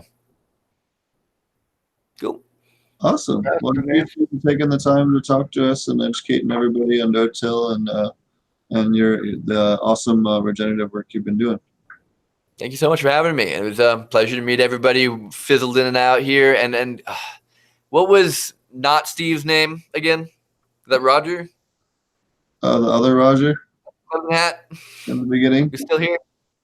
I'm Roger, here. Roger, cool. It was wonderful to chat with you, Roger, and I appreciated all your questions and your interest and all that stuff. And I appreciate anybody and you too, Steve, who's consuming cannabis and chatting and carrying on the conversation. That brings on that layer of genuinity that I care about more than the fluidity part of the conversation. So you kept hitting all these points that are right along what I'm, like things that I'm believing that I'm trying to think about doing, and especially.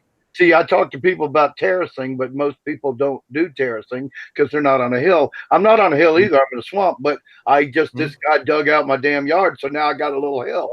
And I figured, we just go back to old school and terrace it down and build us I can just see how beautiful a space it's going to be, and like you said, because we can grow lemons and stuff here. So I'm thinking of putting some, I'm going to get, in fact, I've got I was waiting until we got back from the Ann Arbor Regenerative Organic Cannabis Conference, and then I was going to buy a Myers lemon tree, a key lime tree, and a blood orange tree, and I'm going to plant back there where I'm going to figure out where the best place will be. But I understood they don't like a real wet foot, so I'll put them probably at the top of the hill, maybe just on the edge of where the other pine trees are, so they get nice sun, but they can also get some shade, because I think some of that shade helps ripen them things and sweeten them up a little bit. I'm not sure, but I guess we'll learn, won't we?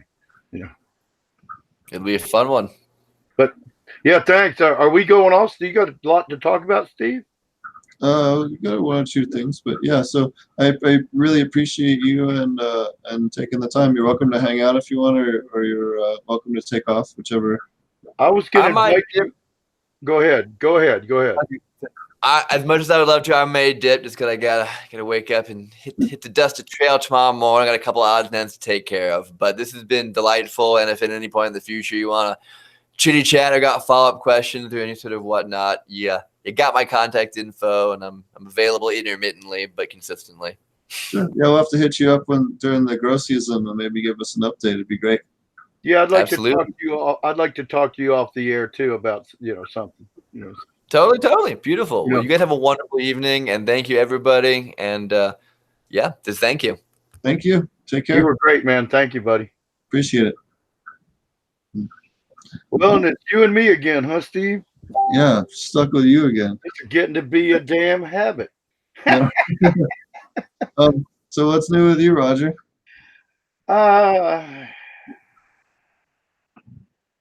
The only thing really new is that I found out today I'm going to have to drive to Michigan. I'm not going to be able to fly because I guess it's my fault. I waited too long. I waited too damn long, and then because now there's nothing to do. It's like the government doesn't. I have to get documents from a government office in order to fly next Thursday morning. So I'm kind of feeling pretty screwed on the flying deal right now. So, and not only one government office. You could get a passport. You can get passport same day if you go first thing in the morning. But you got to have some kind of the same ID that they won't take it to DMV. They probably wouldn't take it for a passport. So no, it's worth calling them and asking them. Yeah, well, you're right. You think they take a passport for flying because I was told I had to have a real ID, not just a state ID, but a real ID. We'll talk about it offline. Okay, well, good. Yes. Well, I'm sorry about that, but I mean, I think this is good information for people now because, it's not something that I ever thought I'd have an issue with, But yeah, I'll get off the documentation tip anyway. Other than that, after finding that out first thing this morning, which kind of ruined my day, the friend of mine that came out took me down to the DMV to get my heart broken and my dreams crushed. We had planned on going out to the lake. He has a place across the lake. I live a few miles from a lake, and he's got a camper and a campsite he keeps year round on the other side of the lake. It's a pretty big lake, but we drove over there and put his boat in the lake today for the first time this year, and took a boat ride. So I know it's not. We didn't grow any cannabis on the boat or anything. We were just kind of mapping out where. Because he's kind of hadn't had a boat for long, and this particular lake is a man-made lake, and if you don't know where you're going and the water's high, you can hit stumps and tear your butt up. So just the way the topography, I believe is the correct word, is up here. We end up our water's about a foot high, and we're not able. It's supposed to be released to wash brackish water back towards the rivers in the harbor and in the ocean, but it's maintaining more because it's been raining for so long, so many months, that it's maintaining so much water they can't spill that much out, or it'll actually mess up the environment, by pushing that brackish water back too hard and too fast. So I don't know, something like that. They're releasing as much as they can. They can't release enough. So we were out there just mapping around. He had his little, depth finder and all. We just took in ride around like where we thought the channel was, and we got about 10 feet from a tree. But other than that, I think we're gonna be driving to Ann Arbor, and we talked about it. We are driving to Ann Arbor. It's just that those extra couple of days, that's gonna be kind of like crazy on the schedule from what we had planned as far as people taking care of stuff. I got animals and such, and I've got it covered for the 5 days when I was going to fly, but now it's going to be 7 days or damn close to it. Maybe we'll get it in 6 days. We got to really look at it, but I'm happy. It was nice to get out and do something different today, and great show tonight. I love that because there was so much stuff that I'm really buying into this, and a lot of I'm not sure I'm going to do no-till a lot, but I do like the idea of all the concepts here, and especially the attitude where we're paying the bills. I mean, I just want to, on that note, we have the Science of Regenerative Organic Cannabis Conference, March 22nd through 24th in Ann Arbor, Michigan. You can find more information on that at regenerativeorganiccannabis.com. We'll have Dr. Lane Ingham, Susan Maynard Evans, myself, Chris Trump, Kevin Osborne, Leighton, Kevin Jodry, Leighton from Kingdom Aquaponics, Joshua, Joshua Joshua will be there. Dragonfly Earth Medicine will be back. They're back from Asia. We'll it's going to be filmed. The whole thing's going to be filmed. We'll have it live streamed if you're interested. If you can't make it in person, Ann Arbor, you can get a live stream ticket over on regenerativeorganiccannabis.com, and go check it out over there. I'll be helping run the live stream. We'll have the speakers also sitting down with the camera during the breaks, so it'll really give you a chance to talk to them and get a different kind of experience. And considering all the knowledge from and how many hours, it's 13 hours a day from 9 a.m. to 10 p.m. every single day, in the whatever time zone it is. I think it's central. You could do a lot worse for knowledge. So definitely check that out. And then I'll have some cool footage Monday or Tuesday, certainly for Tuesday, from our commercial aquaponics grow, which is going to be a lot of fun. We'll have that beginning of next week. That will be awesome. I'll be down there visiting Monday and Tuesday, and that'll be a lot of fun. And that'll be really neat. I know we haven't had a lot of footage on that yet, but that'll be cool. And then I'll be off to the conference on Thursday, so it'll be a crazy week of running around. A bunch of time in the airport next week, that's for damn sure. All right, so I'm trying to think if there's anything else going on. I think that's it for now. We're going to be in Ann Arbor, Michigan Thursday, and then we're going to have a lot of fun Friday, Saturday, and Sunday, and probably Monday too. Because, see, now I'm wide open. I can do whatever I want. We can actually take a side tour now because we're going to be driving. That changes things there. But we're going to have all afternoon. I was planning on having a blast up there on Monday because we weren't flying out till 6:30 or something like that. And now things have changed drastically. I mean, my biggest worry is, So we'll sorry. No, you're cool. We'll wrap it up here. I'm bummed out, man. We'll catch you guys again here on Thursday. Do we have somebody? Oh wait, today is Thursday. We'll catch you guys again on Tuesday. And let me see who we have. I think it's Danette. Yeah, so we'll have the maybe I don't have it scheduled for next Tuesday. All right, so we'll get somebody on for next Tuesday. Oh, I know why. Tuesday's my birthday. That's why I didn't schedule one. So we won't have a show on Tuesday, but we will be back on Thursday. Possibly Susan Maynard Evans, she was talking about, depending on what time she gets in, maybe we'll do a show. I still got to talk to her. If not, we'll have a short show with some of the other speakers before the conference. But Tuesday, I think I will be taking the evening off. Wait a minute. Thursday, if everything goes to plan, we'll all be in Ann Arbor. Yeah. Yeah. Yep. Okay.